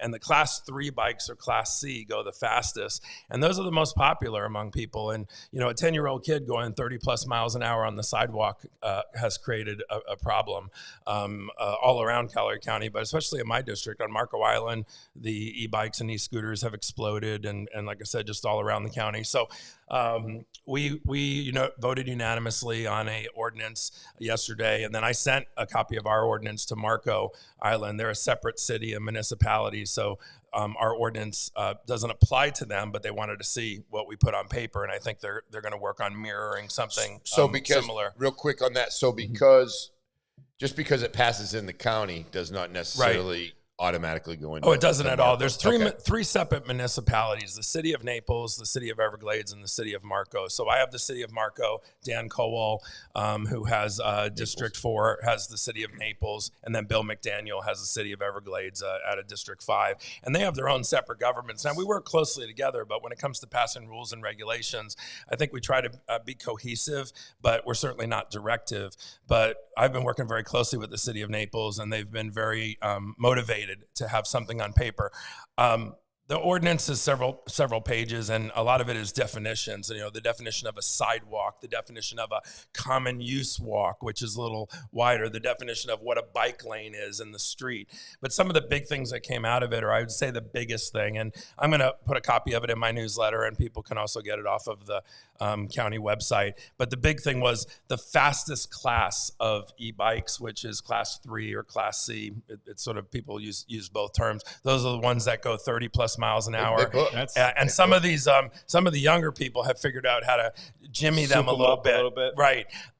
You have to be 16 years old to own one of those, and you have to be in a bike lane in the road if there is one. So they're not going to be allowed on the sidewalks. Now, what I will tell you is, and I announced this at the commissioner meeting, it was great that we unanimously went, approved it. But we know there's a few little holes. None of us are e-bike experts, and so what we all said is, let's blast this out to the county, get feedback from people. We're not trying to, we're all for smaller government, so it's not like we're trying to dump all these rules. But it is all about safety. Mm-hmm. And if people have been around town, like I said, a young child or even an adult, we see some adults are trying to get to work and they're on the sidewalk, off the sidewalk, they're in and out. So these are like little mini motorcycles. If you remember back in the day when mopeds were a big thing, and they were kind of the original mopeds. Yeah, absolutely. Yeah, they kind of weren't really regulated that much. So we're going to take some small steps to try to at least wrap our arms around some sort of ordinance that improves safety and gives some definitive direction to people that own these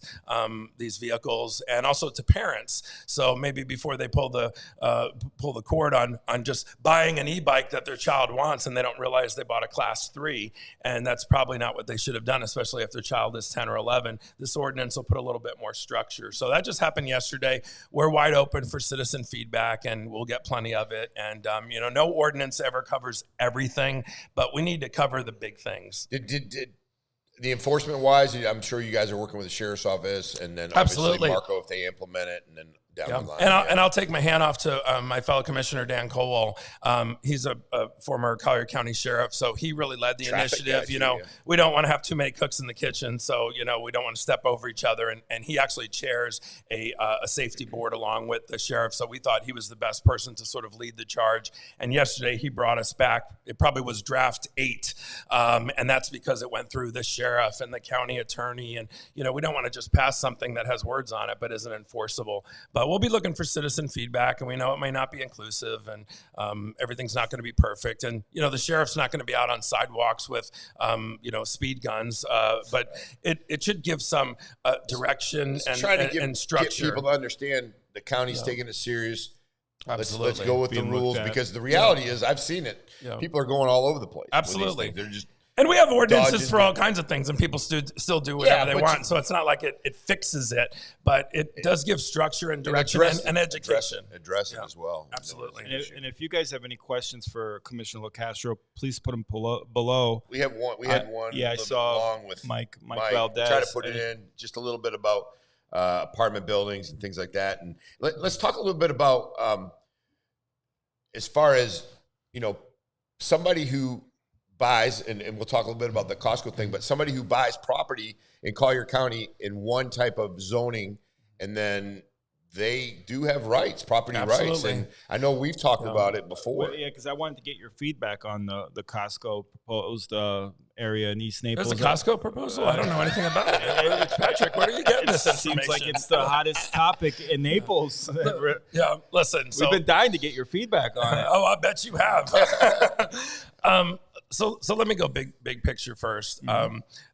When people buy property, they have property rights, and all 5 county commissioners were not for over government oversight, over regulation, but also too, you need structure.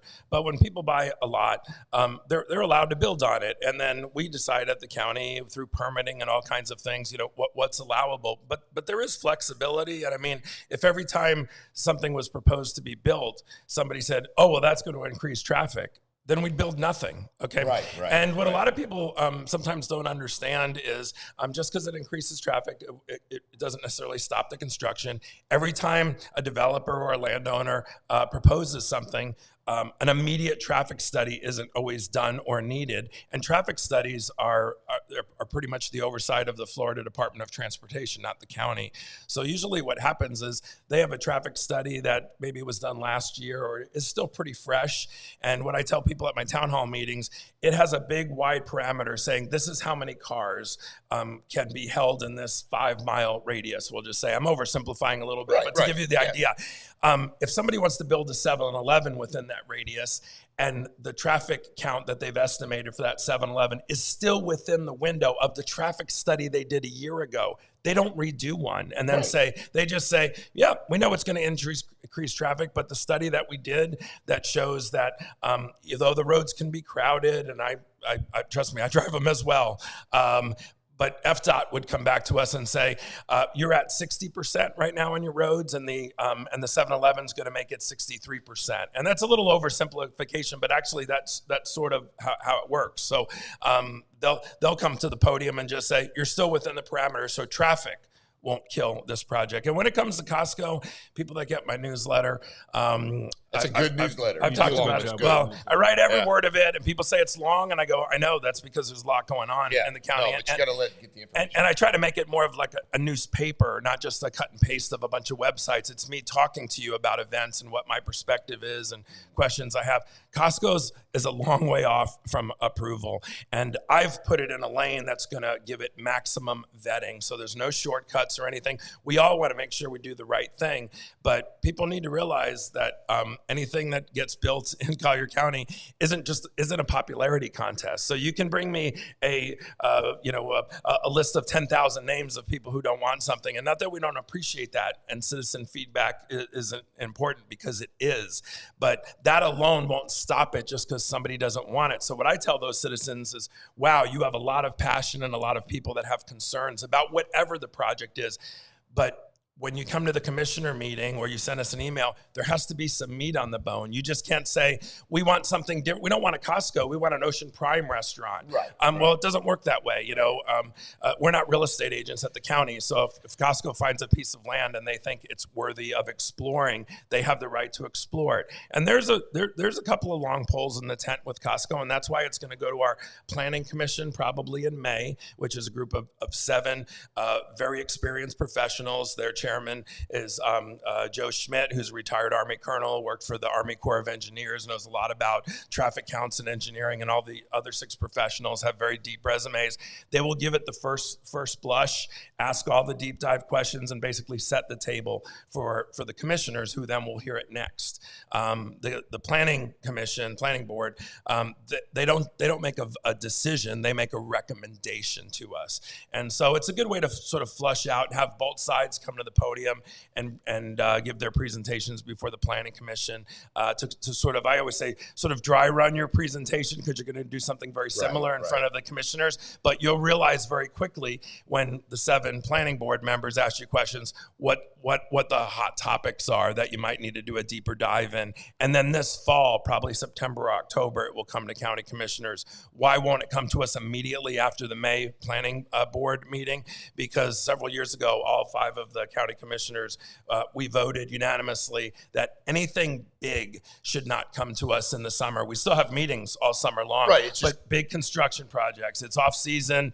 And what we don't want to hear is if we approved or disapproved something, citizens saying, oh, well, we would have had 500 people there, but they're all up north. And so that also gives both sides some time over the summer, regardless of what the recommendation is, to maybe regroup and decide, and then it will come to us. And, the property is already zoned commercial. So one of the big things that at times commissioners have to decide is a rezoning of property. Somebody buys a piece of property zoned for commercial, but they want to build apartment buildings. Okay, so then that has to come to us for a vote to switch it from commercial to residential. And that takes 4 or 5 commissioners to vote. And it needs to be a supermajority vote. And that's not an automatic, but at times it does make sense. If there's already a lot of commercial built up around that area and that lot has sat empty for years, great that it's zoned commercial, but we already might have too much commercial built up around. And what we need is more rooftops, more citizens. Some of the businesses that might be going out of business is because there's not enough residents in that area. So we're trying to find balance. And so there's Costco, everybody knows that their members they buy gas, they sell gas. And so one of the things we have to take a look at is, do they meet all of the proper requirements and safety procedures to sell gasoline? And there's a couple of other setback and things. So, it's not a slam dunk, and we're going to take a deep dive, and we're not going to shoehorn the wrong thing on a piece of property. But, there's people on both sides of this that either want it or don't want it, and they'll be heard. But in the end, it will really be the law and property rights and safety and all those things that will decide if it fits. And it's in my district. It's near, Rattlesnake and Collier. Yeah. There's a 25-acre lot that they have identified, and, we'll see if it fits on that lot. Can you go a little more in depth on the Costco thing? Because I don't think you covered it. Right.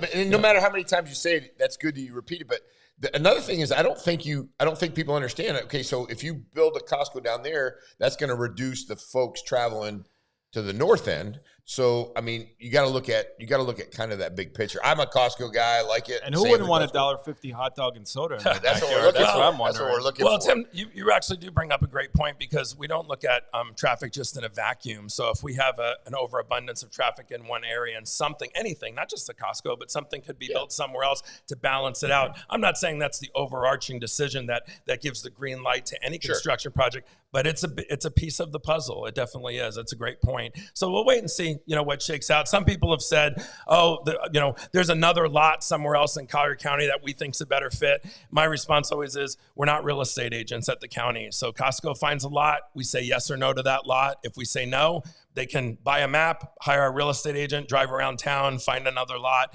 But, all lots aren't created equal. Some that have been recommended to me are about 10 times the price of the lot that they've identified. So I'm sure that was a factor to not pick the alternative lot that some residents have suggested. But it will go through a very deep vetting process, and we haven't even begun to start, and it will include plenty of public comment. So people that are for or against it, I encourage them to reach out to all the commissioners, whether it's email or to come to the meeting, because all 5 of us will vote on it. It's not a Rick LaCastro decision. It's all 5 commissioners. Yeah, no, that's important. That's important to bring up too. Let's talk a little bit about you being on the commission. This is your 2nd term. And then, obviously your background, and I asked this to Commissioner Kowal as well. You bring in a heavy resume, a lot of experience. How does that translate into what you're doing now as a commissioner? Well, I feel really blessed that I've got the background that I have. Obviously, some people that know I'm a 24-year Air Force veteran, retired colonel, have been the base commander of several bases, or a senior commander at even other bases. So Andrews Air Force Base, which is home of Air Force One, I was one of the senior commanders. As the base commander at Eglin up in the Panhandle, base commander at the Air Force Academy, the first grad to do that. So I was a senior commander in NATO for many years and did a lot of things downrange. So, that's my background. But when you command a base is basically a big city. Yeah. I mean, and that. I mean, Eglin Air Force Base is the largest base in the world. A lot of people don't know that. And so, I had tens of thousands of people on my base, a multi-billion-dollar budget, and the only difference is you don't get a 4-year term, you get about a 42nd term. You know how the military works. So do a great job, and all the 4-star that you work for loves you and sends you a thank you note, but you have one, oh shucks, and you could be removed immediately. So there's a lot of pressure, but I learned an awful lot. And this being a commissioner wasn't something that I was driving towards. In 2019, citizens reached out to me, a group of influential citizens encouraging me to consider running. And one thing I learned in the military, and also from very patriotic parents, is when people you respect and admire ask you to do something, you don't give them an immediate yes, but you don't give them a selfish no. So I said, I'm not sure that this is something that's in the top of my list to do. But then you sort of think about it, and as you know, Tim, service, the DNA in your mind about service before self, and it's my community as well. And so my thought was, somebody's got to be the District 1 commissioner. There were a lot of people in the race, good people, but I just felt that I had the depth that the District 1 commissioner seat really needed. You look at the other 4 county commissioners, they're no pushovers. So, and being a county commissioner has changed a bit. I always say 30 years ago, the county commissioner was the person you remembered who was sitting in a convertible in the St. Patrick's Day parade, and they went to a lot of dinners and shook some hands, and their budget wasn't $2 billion the way our county budget is now.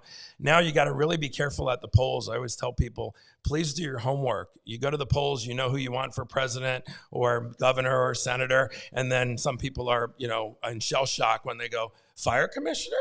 I'm voting on judges, a school board, county commissioner. You need to know who those people are, because a 4-year term, you can do a lot of good, or a 4-year term, you could do a lot of bad things. Put things backwards. Yeah, absolutely. Right. But, with the background that I have from the military, and then what brought me here, I was the chief operating officer of Physicians Regional Medical Center on Collier Boulevard for many years, and I also worked at Eval Hospice as an executive. So I learned even more business experience here in the local area, and so I feel lucky to have it. I learn something new every day, but I couldn't imagine walking into this job to sort of get into politics and cut my teeth on being a commissioner and have that be the biggest thing I've ever done ever. That's a tall order for somebody. And in the end, the district is maybe who suffers, because you're also competing sort of with the other commissioners, not in a competition per se, but for money, for support from the county staff. So you have to be able to hold your own, and you have to do your homework. You have to know what you need. You can't waste the time of the county staff, and you have to know how to prioritize things. I always say we can do anything, but we can't do everything. And so my background has certainly given me the tools that allow me to do it, I think, a lot better than maybe some others that would come in with a little less experience.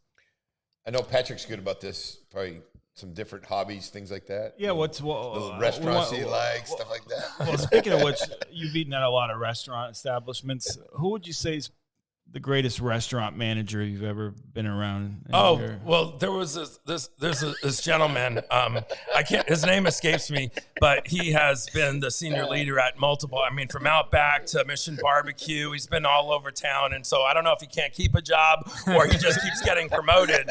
But I will tell you, when I've eaten at his restaurants, the food is hot, the soda's cold, you get a clean napkin. I mean, the guy knows what he's doing.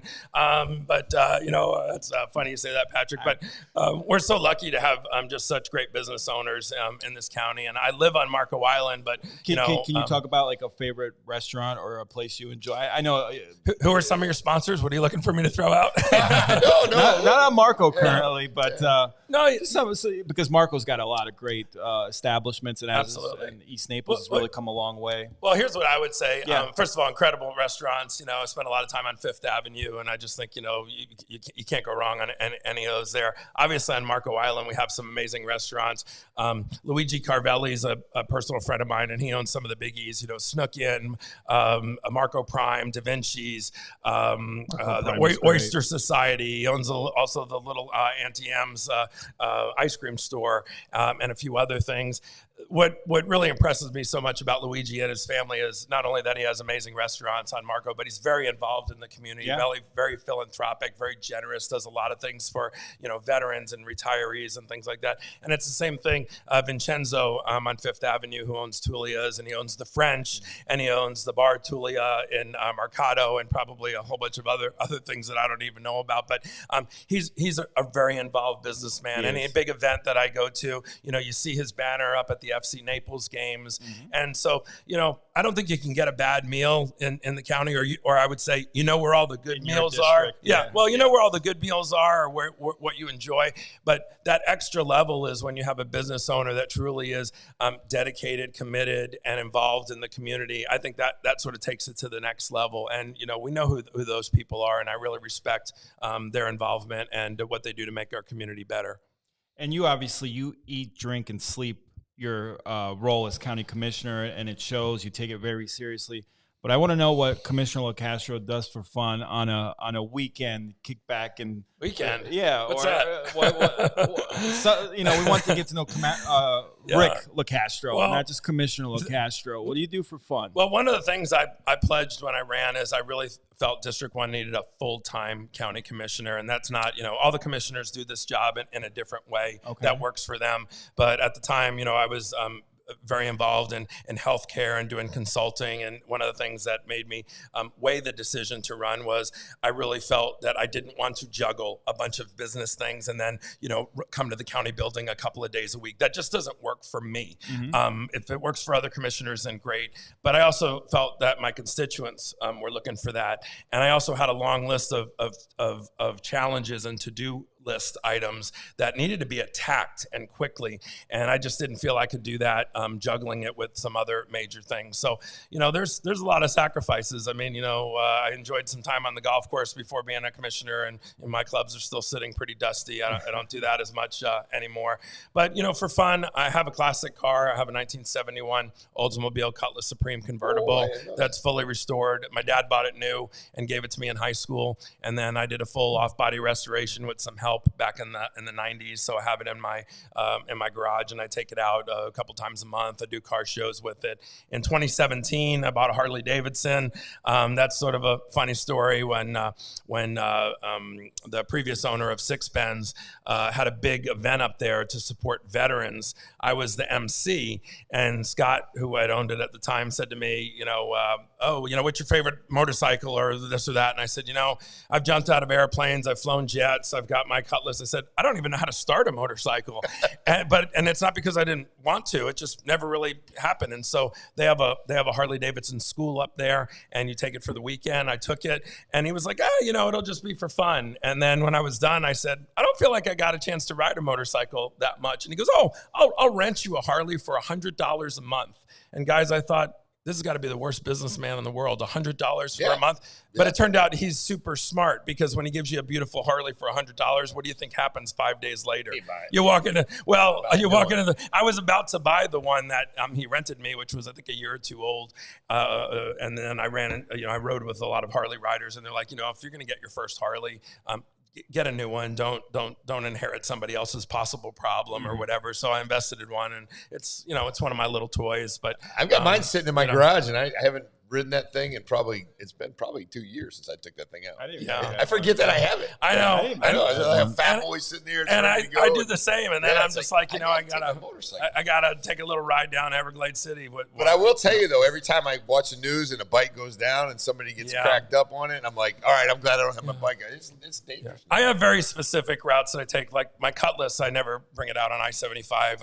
I basically do the same route for my Cutlass and my Harley. I leave Marco. I drive down US 41 to Everglades City. I'll eat at one of the local restaurants at Everglades City and then come back. So it's single road, single lane either way, not a lot of side streets to get T-boned, and it just feels safer on that run. So it allows you to get out and then get back, safely. But if it was my main driver, it would be, it'd be kind of scary on these roads. Yeah, Patricia puts up there. We're so fortunate and very lucky to have you, dedicated people service. Oh, thank you, Patricia. Yeah, Patricia. Nice.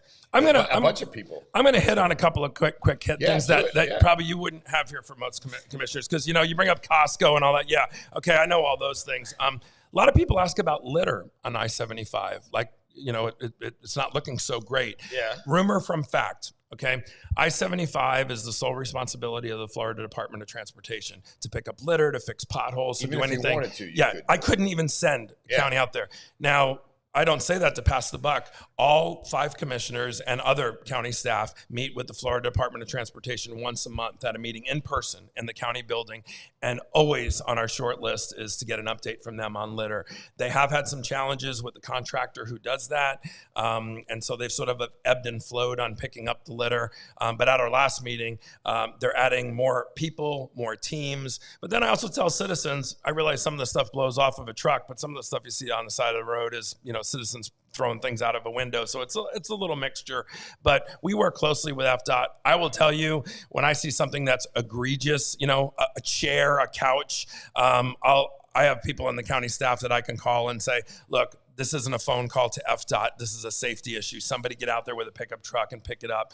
But that's not lost on us. And then another one I get at town hall meetings a lot are panhandlers, right? I was going to ask. That was on my list. So here's what I will tell you. We did pass an ordinance, a pretty aggressive one, about 2 years ago, and then we beefed it up last year. But much like anything else, there's laws against drunk driving and laws against doing drugs and speeding, and people still do it. But the ordinance does have teeth in it, and it does allow the sheriff to make arrests or to confront somebody that is in an unsafe area. But the reality is, somebody walking through the parking lot at Walmart saying, oh, I'm down on my luck, can I have $5? That's not illegal.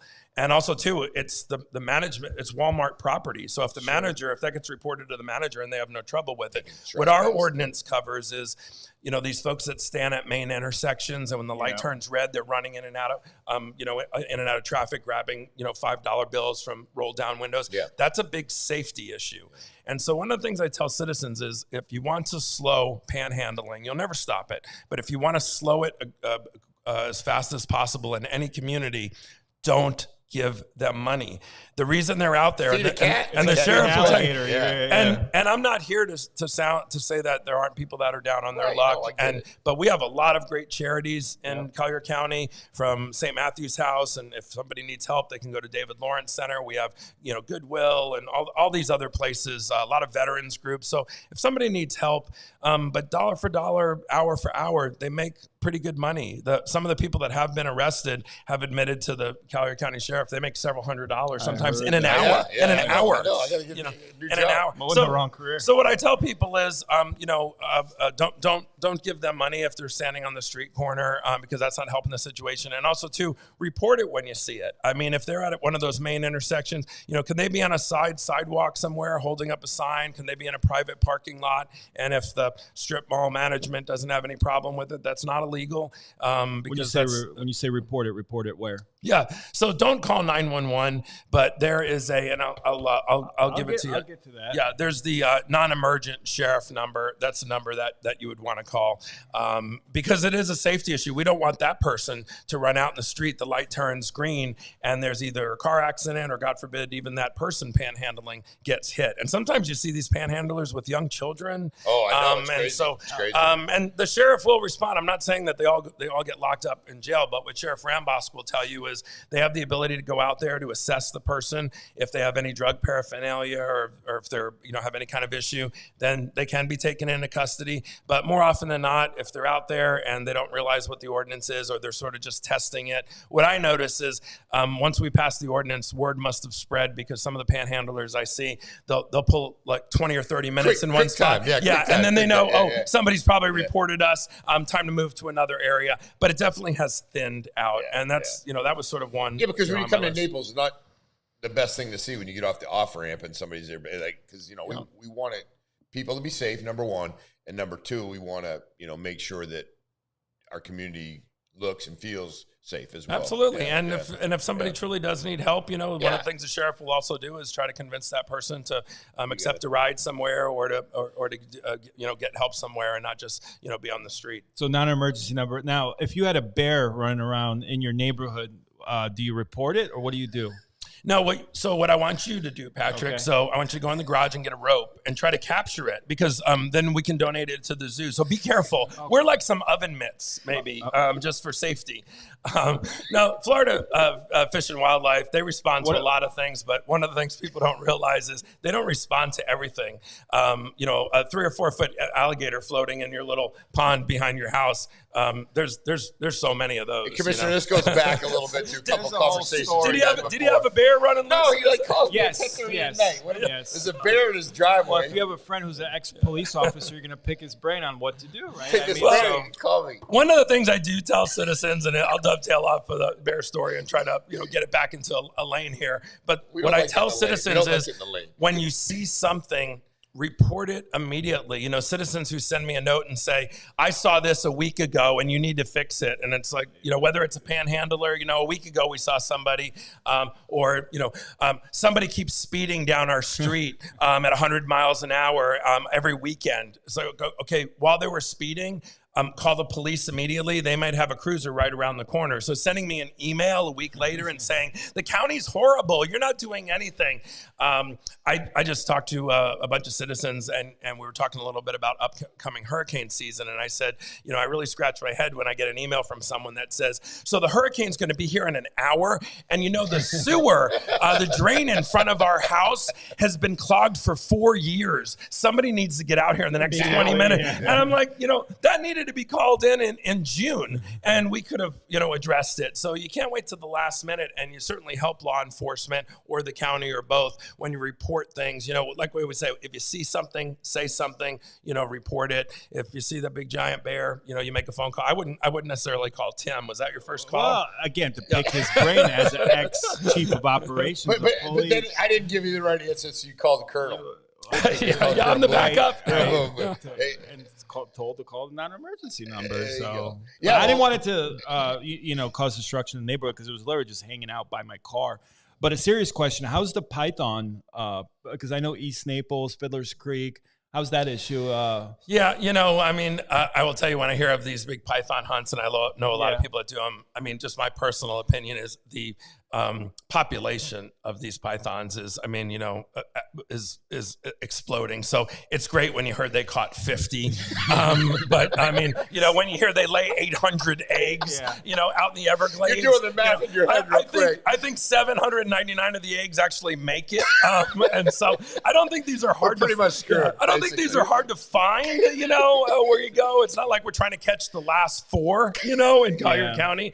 But, I think the largest one was caught right there at 41 in Collier, right? Yes. And Fiddler's Creek, you see them wrestling with alligators. Absolutely. It's insane. Really? Absolutely. Fiddler's Creek. Holy Fiddler's crap. Creek. There's going to be a movie.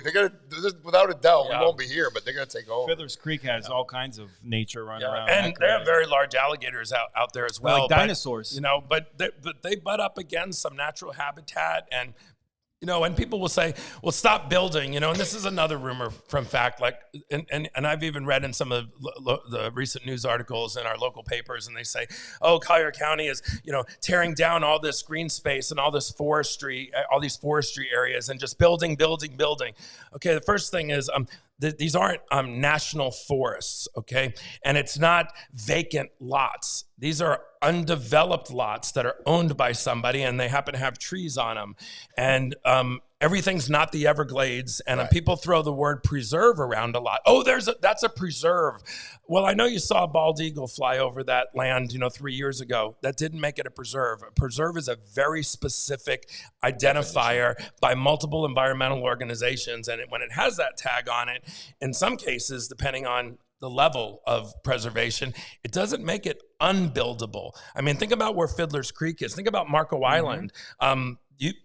Way back when, that was all, preserved land, mangroves, and, it can be developed. We do the best that we can at the county and use our due diligence, but also too, at times, the law is the overarching thing that guides, construction and development. What we try to do is make sure that it's not too big, and it's not breaking any kind of laws and things like that. And when people drive by something they hate, a lot of times what I will tell them is, you should have seen what the first proposal was. We worked very hard to skinny it down to what you see, but something was going to go on that property. And so just the ability to just say no as a commissioner, I get these emails all the time. You need to just kill Costco and not approve it. First of all, and the other 4 county commissioners, there's 5 of us that vote on things. There's a process, there's permitting, there's laws, you have the ability to build on property that you own. So we have to work through all those things. It's not just that, I just cast a no vote and then it goes away. No commissioner can do that. Sam goes, we're basically Australia, not to come, but we got some critters here. Oh, absolutely. We got some critters that live here in Florida. Yeah, but what I tell people, if it's creating a safety hazard, call it in right away, but call the right people. Like, don't call a former sheriff to come pick up your bear. Yeah, that's a bad one. To pick his brain. But Fish and Wildlife, I've dealt with them on a few issues. And I appreciate you have the confidence and faith in me to call, but I just laugh when I got he goes, and we've made it kind of a joke, but there's a lot of bears running around. There's a lot of gators. I get that, but go back in the house. I get it. It was just running around though. Just standing by my car, sitting, hanging out. Oh yeah, but did it standing? It was standing, squatting. Wherever you want. Was this a Russian circus bear? He was standing by the car, juggling, hanging out. And we did a little research. You found a couple people. There's been some bear attacks, absolutely. But if you don't mess with them, pretty much they're going to go. And I will tell you, some of your listeners would say, well, the reason they're all running around is because we've overbuilt and things like that. And what I often will say to somebody when I'm trying to have a professional conversation and not just get yelled at, I'll say, where do you live? And I'll just use this as an example. Somebody will say, oh, well, I live in Treviso Bay. And then I go, beautiful, right? That place is gorgeous. But I say, you know what used to be there before all your gorgeous homes? A lot of trees and gopher tortoises and maybe panthers and maybe this and that. And, this is all before my time, but somebody decided that it wasn't going to be able to stay that way in perpetuity. And so land is developable. We do our best to manage it. And then what a lot of people don't see, and we just did this yesterday at our county commissioner meeting, Conservation Collier is a big project and a big account of money that allows us to buy undeveloped land and preserve it permanently. Yesterday, with a 3-2 vote, and I'm proud to say I was one of the 3 positive votes to buy a little more than 2,000 acres of land using Conservation Collier money and a few other pots of unique money to buy a large parcel of land out in District 5 and Commissioner McDaniel's district that is land that is undeveloped and will stay that way. And it also butts up against many other parcels that we have already purchased in the past. So, there was some bad info out about Conservation Collier that, we gutted it and took all the money. No, what we did is we took control of it because it wasn't being managed properly for many years. People were being taxed and there was millions of dollars in a pot of money. And the commissioners that sit on the board now, we all looked at each other last year and said, why aren't they bringing us Conservation Collier parcels to purchase? And now we've purchased more in the last 10 months than probably the last 10 years. And yesterday was a big purchase. Naples Pier. So the Naples Pier, so that's in Commissioner Colwell's district, and I will tell you, I know that he's working closely with the city council and the Naples mayor. So that's, I never want this to sound like we're kicking the can, but there is a division of responsibility. So much like Marco and I work together, the Naples Pier falls under the city of Marco, not the county. Naples, yeah. I will tell you, I haven't seen much movement. I've been following a lot of conversations.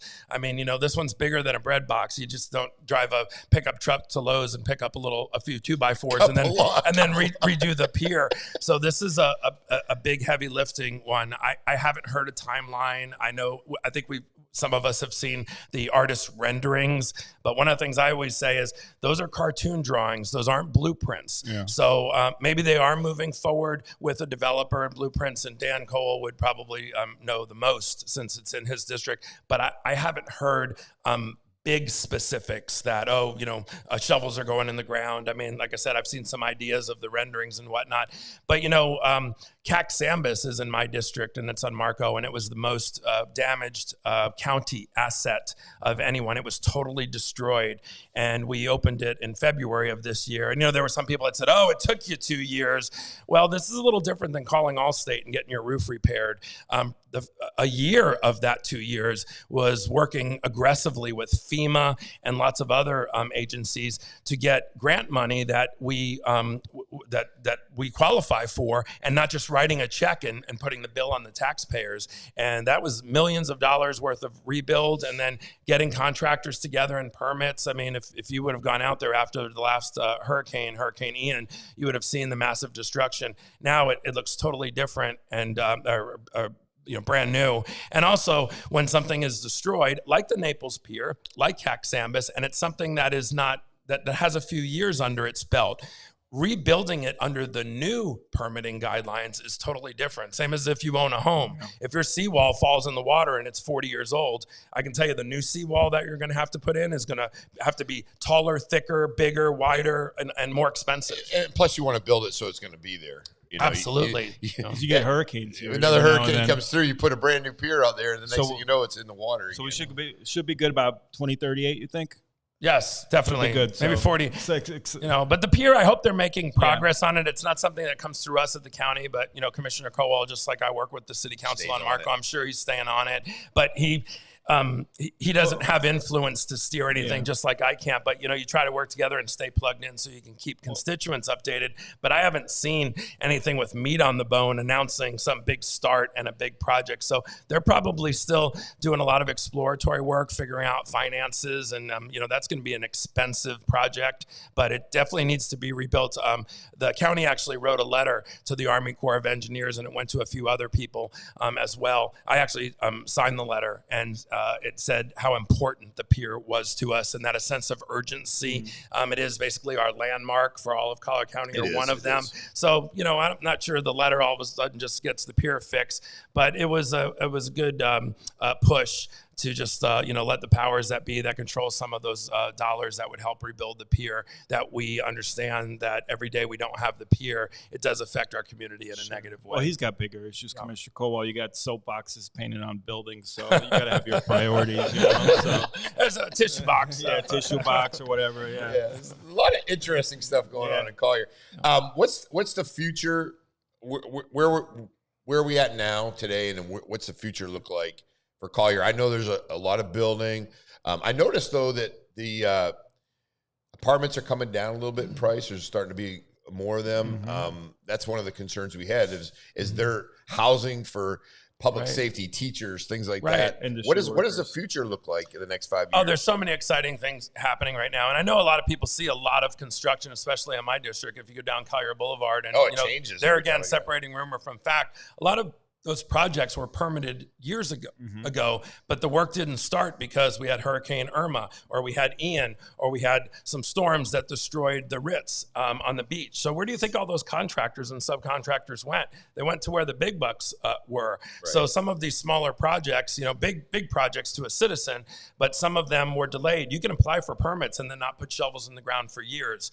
Right after a lot of those storms, materials were very expensive. I heard from a few builders that said crazy. You just hit it. I was just going to say, I had a developer say to me, you know why we're not starting on the project? Trusses are 6 times the cost of what they were. So we don't have to build it tomorrow. So we're going to wait until the costs become affordable. And then when it does, construction seems like it explodes all at one time because all the contractors have access to subcontractors, have access to affordable materials and things like that. But, the people that say, oh, you're just building wildly, there's no oversight, that's not true. There's things that are within our control and not. People that say, oh, you're turning Collier County into Miami, I always say you must not have been to Miami recently because it's not even close. But, Every county across the United States has growth. Maybe the only counties that are going backwards are those that used to have steel mills, that sort of thing. Right.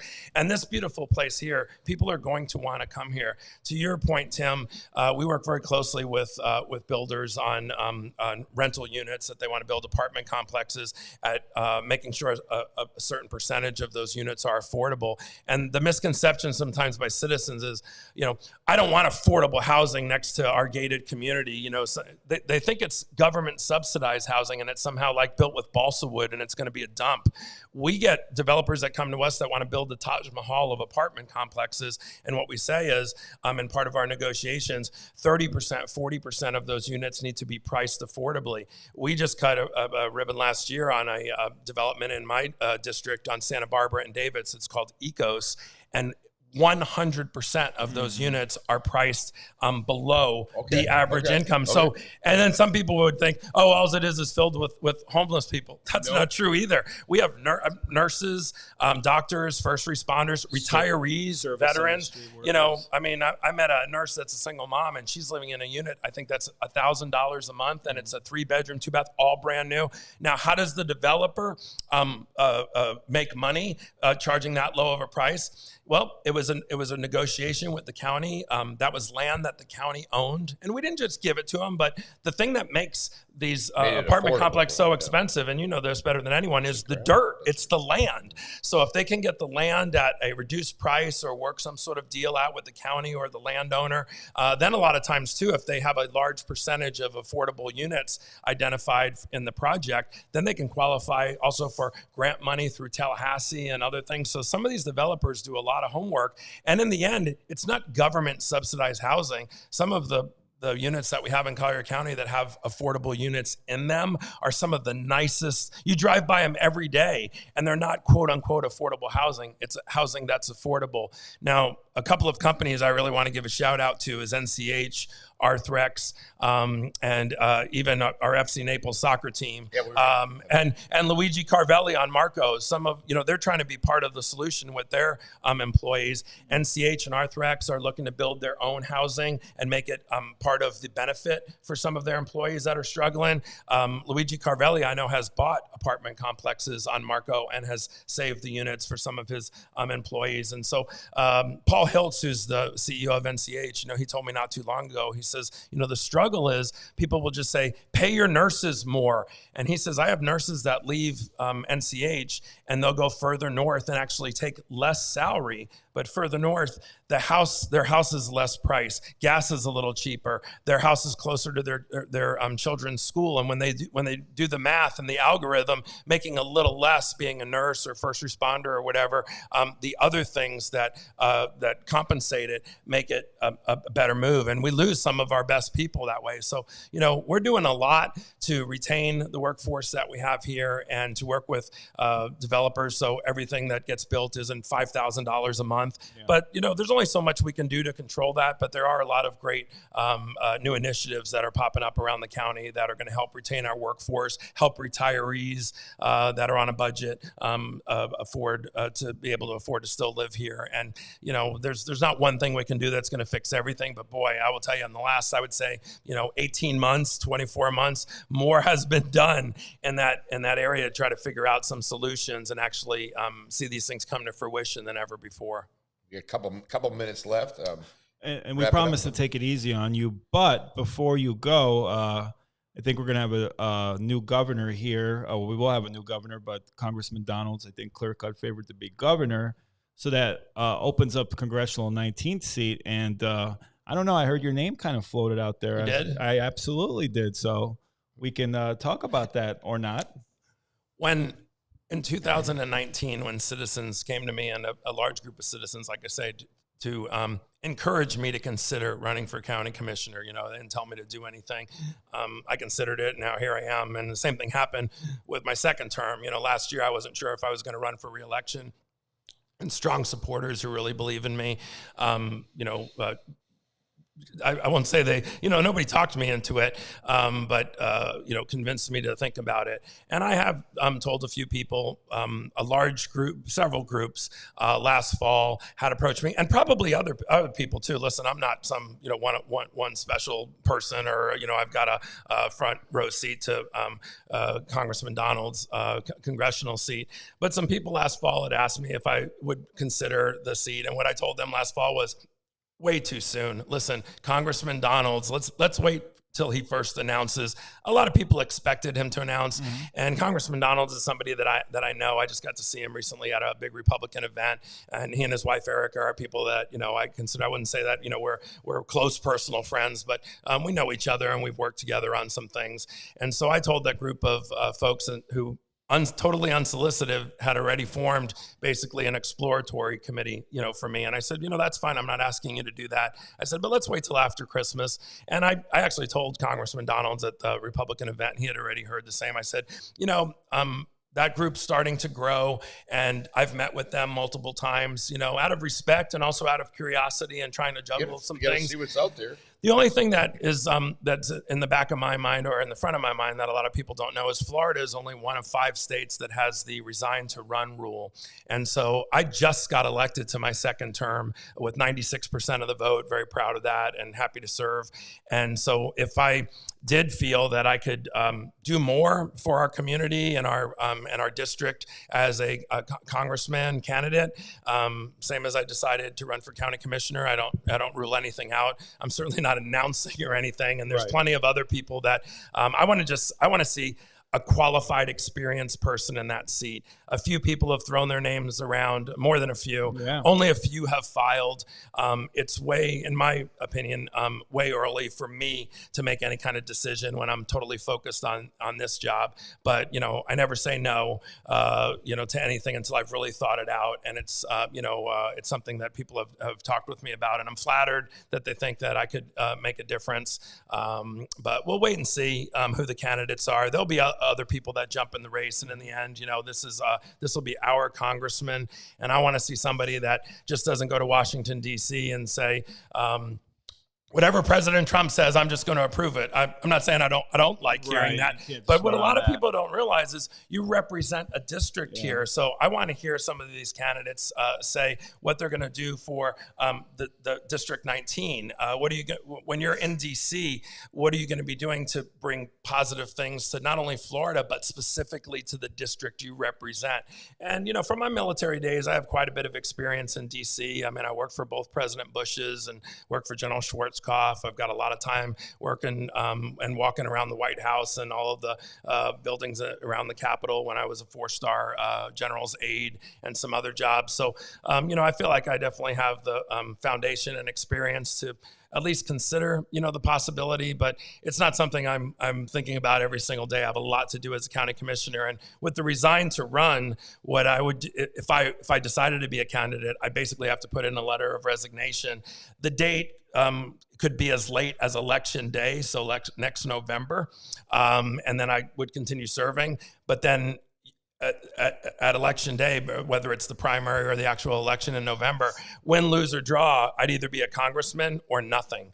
And you might remember that Governor DeSantis changed that rule a little bit to help himself, because that resign to run rule in Florida had been in effect for a while. When he decided to run for president, he would have had to resign. Right? And some people might remember he took a little bit of heat because he changed a little bit of the fine print. And the fine print that he changed was, unless you're running for president or you're being considered for vice president, then you don't have to resign to run, but everything else you do. Now, some people have said to me, well, why isn't Congressman Donalds resigned? He just announced being governor.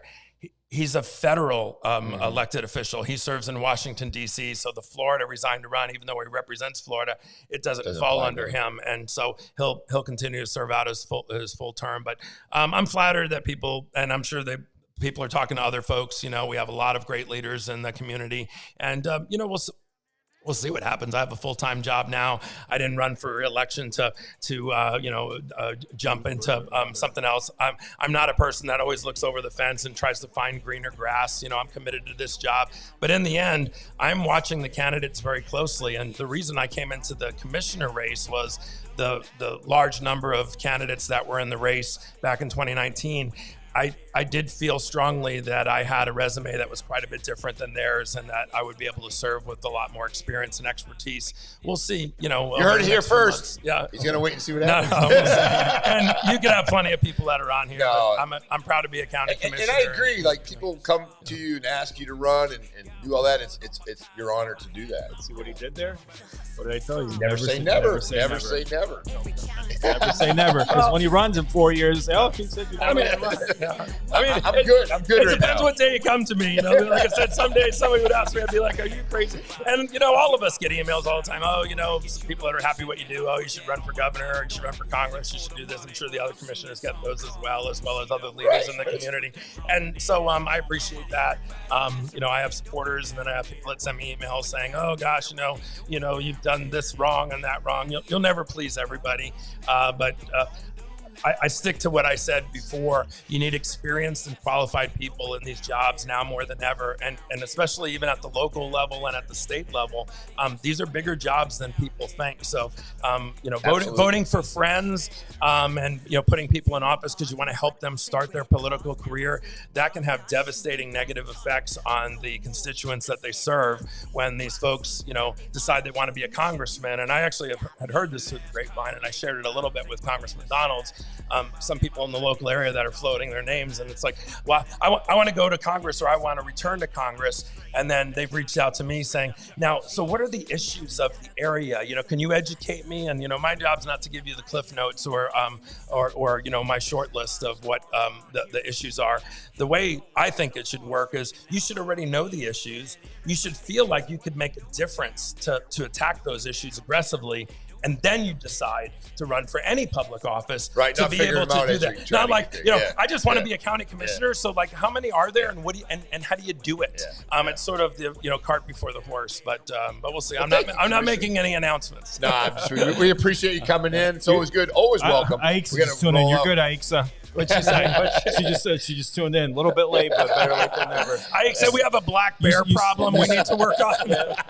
I'll tell you. I'll fill you in later. But thanks, guys, for all that you do. Our pleasure. And for what you do. We have a good time doing it, and we couldn't do it without you guys. And thank you so much. Anytime you want to come in, we love it. Thanks, Commissioner. Well, you guys are also and the good thing about it is when you get going, you know, you're good to go. So out of all the commissioners that have been on your radio show today, I'm the best one, right? You're doing awesome today. That's all I need. That's all I need to hear. Hey, we're honored and we're proud. I said it yesterday to have our commissioners. They're so supportive, and I like them all. So. Yeah. My closing comment will be, no commissioner wakes up every morning figuring out how they can do bad things for the county. Absolutely. So we are dedicated. We work hard. We spend an unbelievable amount of time on all the details, and no decision will please everybody. And we just try to serve with integrity and responsibility. And I like to think that that I do that. And the troops seem to be happy with what I've done, and I appreciate being reelected and serving in this position. We appreciate it. So with the music over the background, we're doing like the she's been watching the whole show. Oh, you've been. Okay. Thank you, Aixa. Thank you so much. We got it on there. Oh, wait, we got to point at the camera, Commissioner. And we are right underneath. Ow! Thank you, guys.